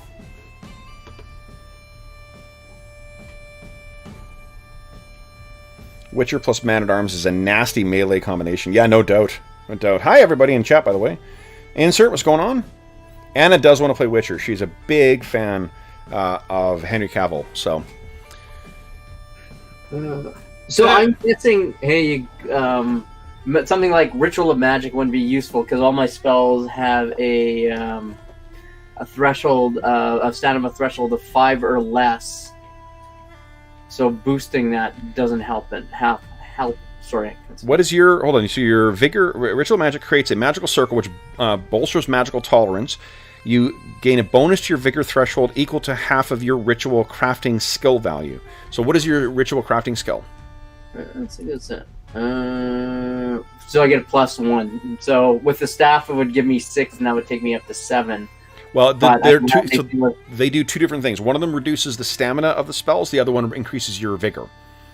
It's the net effect is the same thing, but there are different things that interact with it different ways. So if you, yeah. So if I have nothing, so my max stamina cost is for anything I have right now is 5. Yes. And then you can reduce this if you use a staff. You can reduce the stamina cost by 1. And then if you decided to create the magical circle, then or ritual magic, then yeah, that would also give a further bonus. Okay, does it make a difference when it's below 5, or is it just I'm only worried about the threshold of 5? Only worrying about when it goes over. Okay, so then it doesn't matter if it's a 3 or 2. So yeah, okay, Correct. I won't take that. I mean, that's still like the efficiency of your spellcasting is also a thing because your stamina is it's like endurance in Hero. Where like you lose it, that's the resource that you lose as you cast spells. So it's like spell points. Correct. Yeah. Okay. So if you cast over, you take damage. For every 1 point of stamina cost beyond your vigor threshold, you must expend 5 hit points. And you also roll on the elemental fumble table.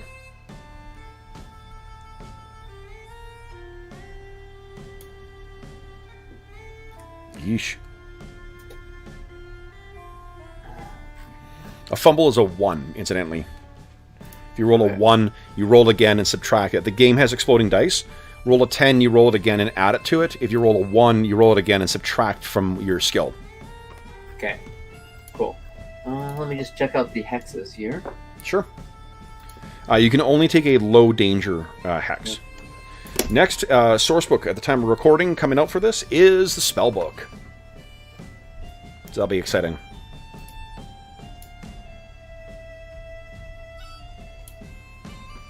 How did you put the SP onto my armor? I just clicked on it. Because I bought some pants. Oh, yeah. What's the SP for the pants? 16. 16? 1/6? Yeah. Holy shit. Leather trousers. Okay, there we go. Oh, look, it changes color. Yeah. That's awesome.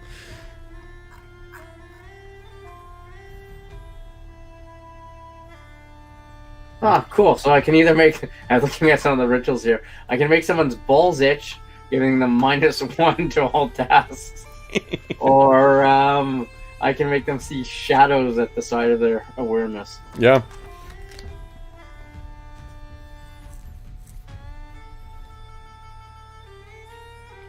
All right. Okay, I'm gonna put this in my character sheet, and then what's next? So once you've got your spells and your ritual and your hexes in, the next thing you need to choose is your gear. All right. All right, and I need to roll 2d6. So you're going to go, yep, and then you're also going to go to page 42.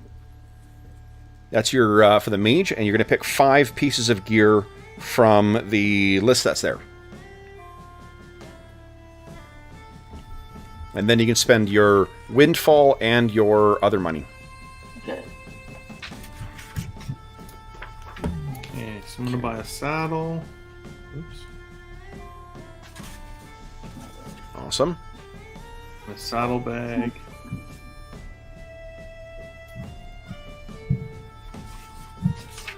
Okay.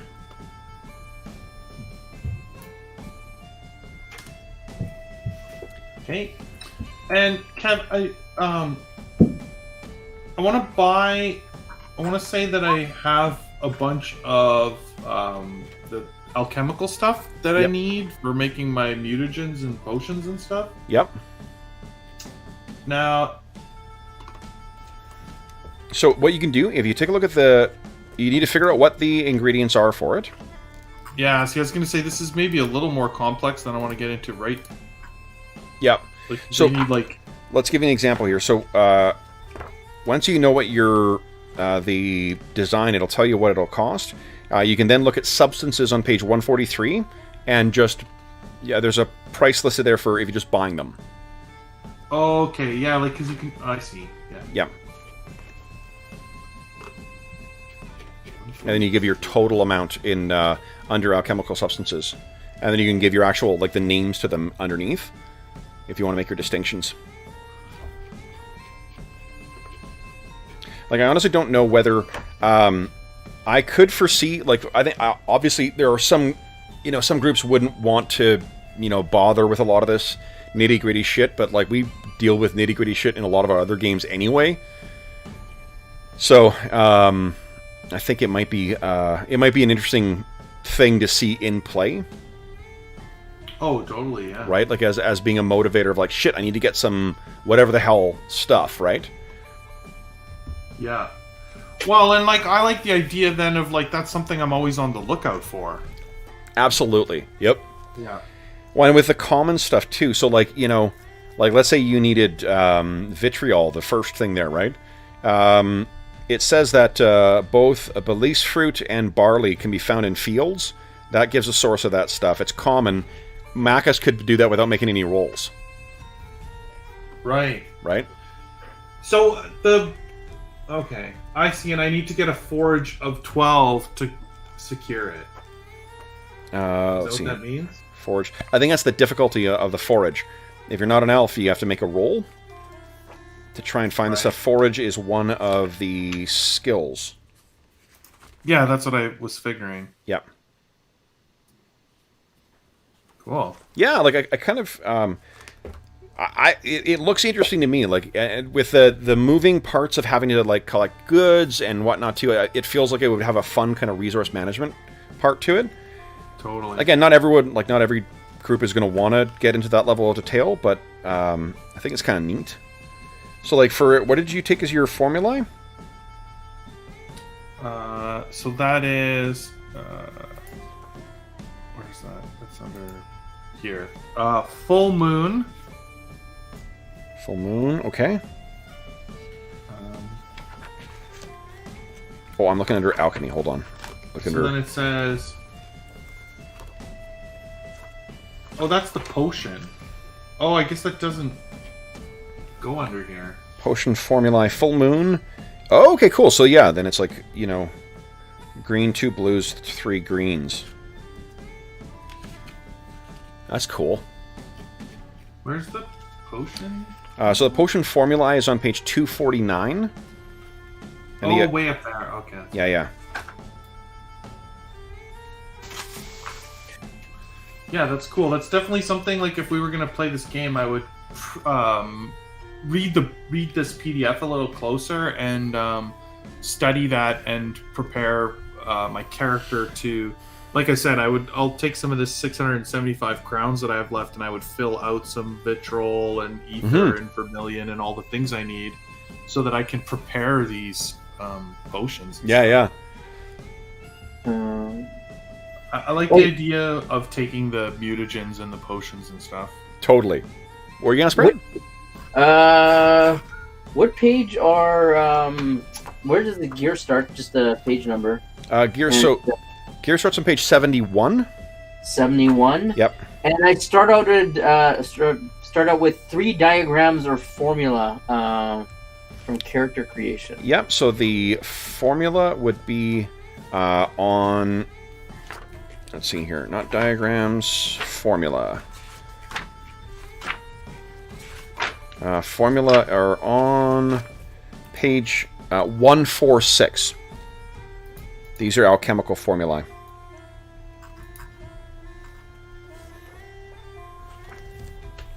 And I think what they... Let's see here.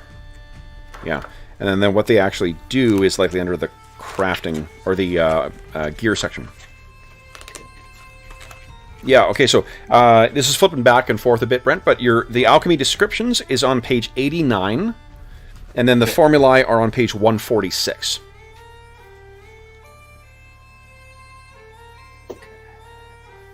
That's pretty cool. What's your alchemy? Good question. It is... Oh, I only took a point in it. Okay. But then you get to add your intelligence. So, yeah, my intelligence is 10. So that's pretty awesome. Like, I'm looking at these novice formulae, Brent. The hardest one is a 14. The lowest one is an 11, and you roll 1d10 plus 11. Okay. So, yeah. Take a look. And I think, are we otherwise... I think, Ziragold, you got everything filled in then? Yeah, I think so. Although I might change my potion now that you tell me how I have to do it, because I can't technically craft full moon. Why not? Well, it's a 20 difficulty, and I have an alchemy of 2 and an intelligence of 7, which is 9. D10 plus 9 is 19. So I would just always fail at it. Yeah, I mean, but what Maybe it could... I should just choose an easier one. I mean, I only just chose them, like, But here's another thing that could... I mean, the other thing that could be going on is that you've had this sitting in your... You know, you had this concoction, maybe you got it from some other Witcher or something like that, and they left you with one copy, and you've been promising, like, for 50 years, like, I'll get to it, I'll figure this out. Right, I'm gonna learn this. So yeah, doing other shit along the way. Maybe, yeah, that might be cool. So I'm just, like, learning my alchemy better is something that... And there's exploding dice in this, so, like, every, there's a 10% chance of your dice exploding, in which case you would craft it, so maybe one time you were able to get it to work, and then every other time... Right, and that's why I have the one vial of it, and it's like... Yeah. Every other time I've wasted my ingredients and had to recollect them. Yeah. That's great. One thing I might suggest is, like, if we were... You are much more likely to use your steel sword than you are your silver sword.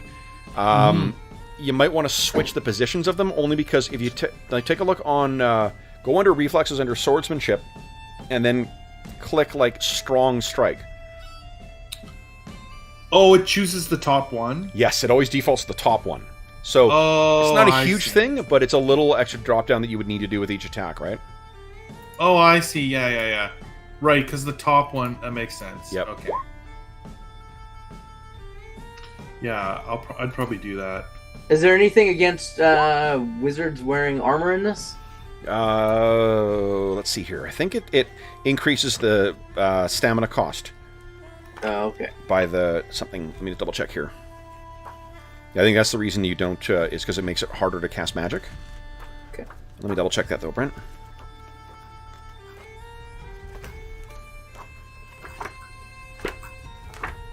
Okay. Oh, come on, you. I love the color coded pages, because it does make it easier to just, flip through this thing. And just keep an eye out for the specific color once you learn which, like the kind of fuchsia or whatever pink is the spells. Oh, it's neat how I got like, oh, cool. There's different. Neat. Okay. Okay. Oh, there's an elvish walking staff here too. Neat. Mm-hmm.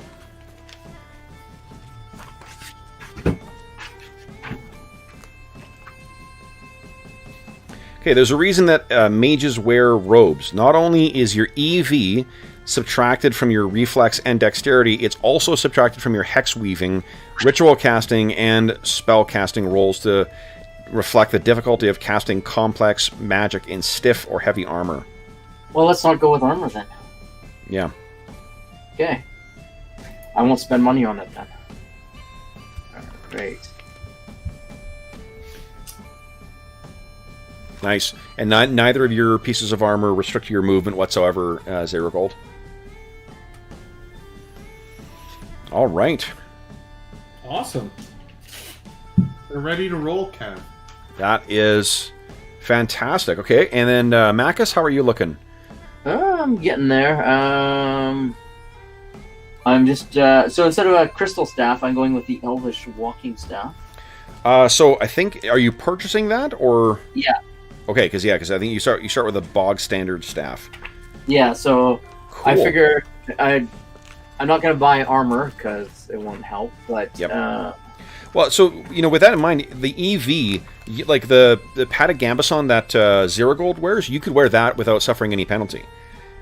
Like there's light torso, like gambesson, double woven gambesson. Any of those things are only the EV is 0. so anything with an EV of 0, I'm good. Yep. Okay.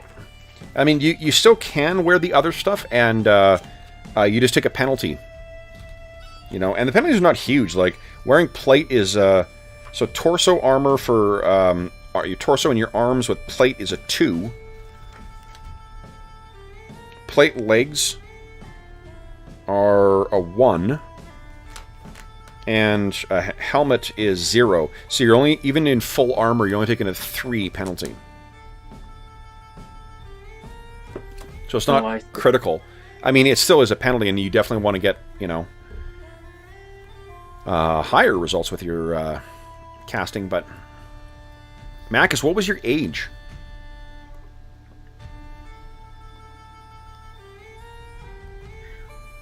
Let me see. So he was 100. Okay. And Ziragold's 115. Nice. Couple of old dogs. Yeah. Maybe that's why we get along. Oh, this is awesome.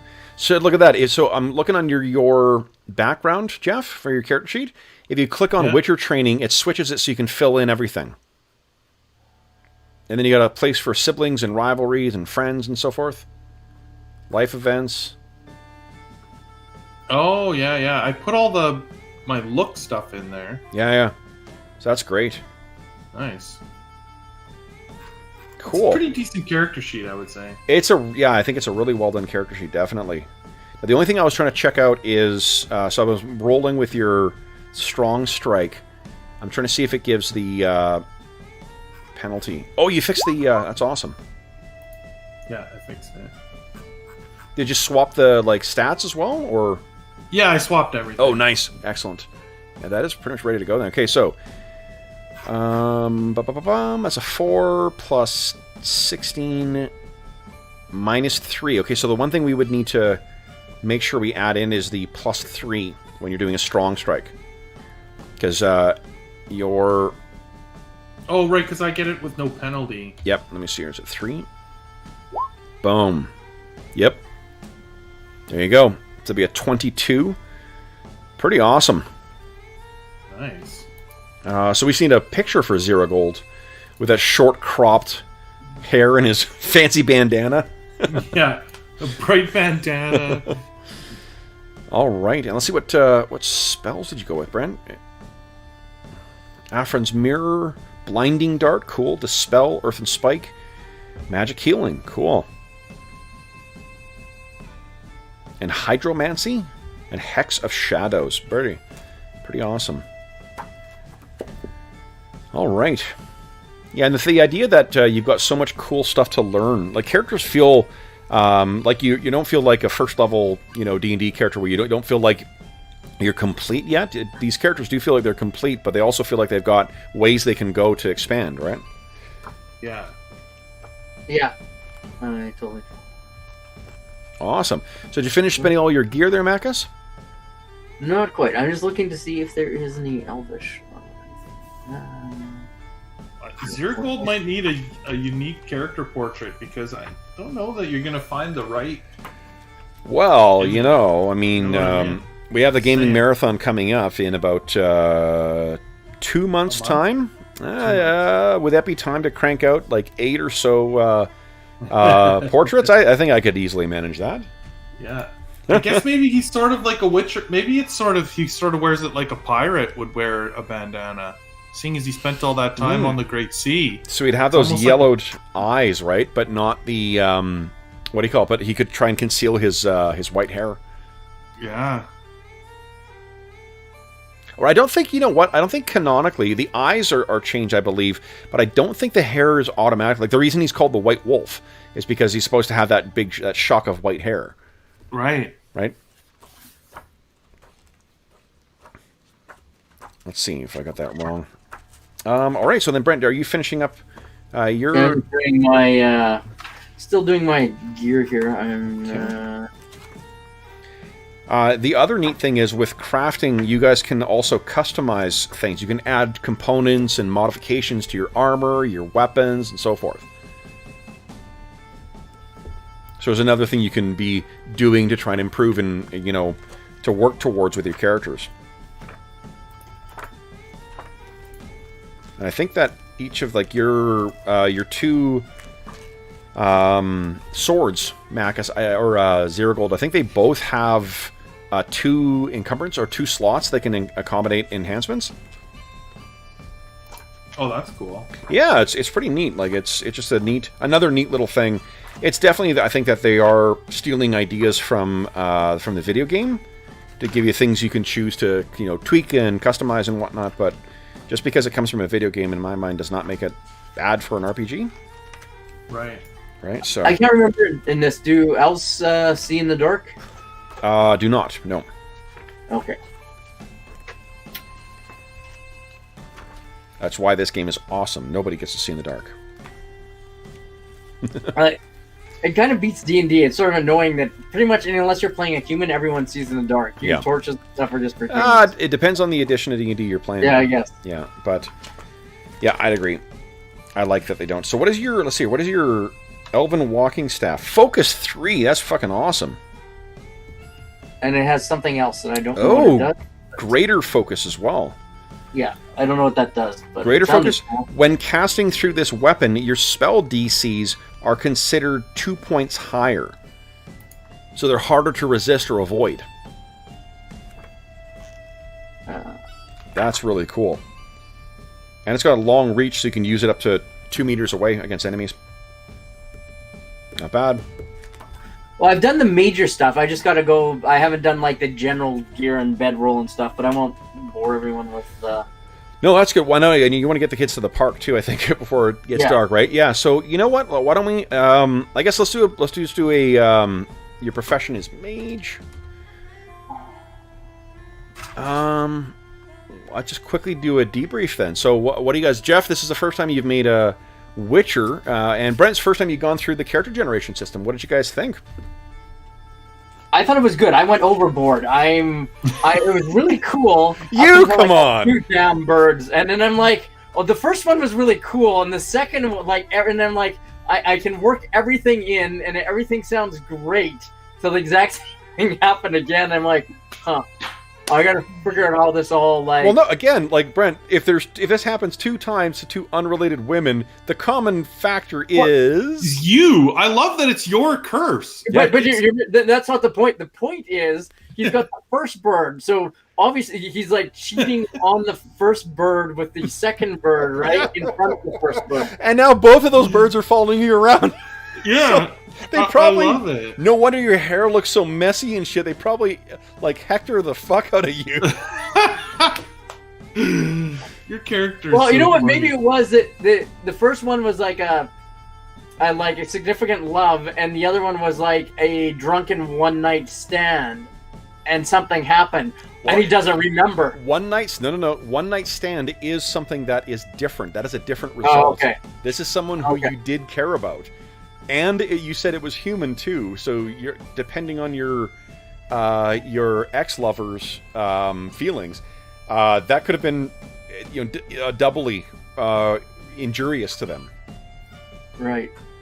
Like the thing is that I think is so neat about that is that like you're looking back on this fake history that we made for these characters, like it makes sense that your character, like the downward spiral that's evident in your, in your characters falling with bandits and drinking and whatever else, like you could see him at one point, in his 100 years having that moment of weakness and finding solace in some other person, and then unfortunately apparently passing a curse onto them again. And not realizing that was going to be the case because you spent so much time devoted towards the that one. It speaks to one of the things I think that they try and play up in the game, that these are not fucking flawless heroes, right? Like, you are characters who make mistakes and have shitty things happen to them, and it's great to at one point in youth say like, I'm going to devote my life towards this, and then live through what you went through. 10 months in prison or whatever it was that you had. 7 months in prison where you didn't even do something, falling with bandits, getting addiction issues.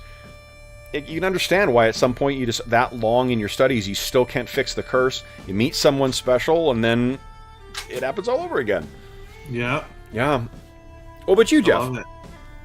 Oh, I love these kind of character gens. So this one's really well done. I like it. I like the balance of good things and bad things. Mm-hmm. Yeah, it turned out really well. I just hilariously rolled for someone who has no empathy, and like that's like a big part of my thing. I just kept rolling friends, so it's pretty funny. I have this huge history of like all these people who I've managed. I mean, you know what though? I mean, the truth could be like in my 100 years, these could be my only 7 friends, or like sure, it seems like a long list, but if you look at a 115-year life, and you've only got these 6 friends or whatever, that's a pretty short list. Yeah.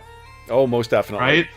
So, yeah. I mean, maybe that's the big thing about why these people are memorable to him, is he doesn't make friends easily. And so, yeah, that's why they're so key.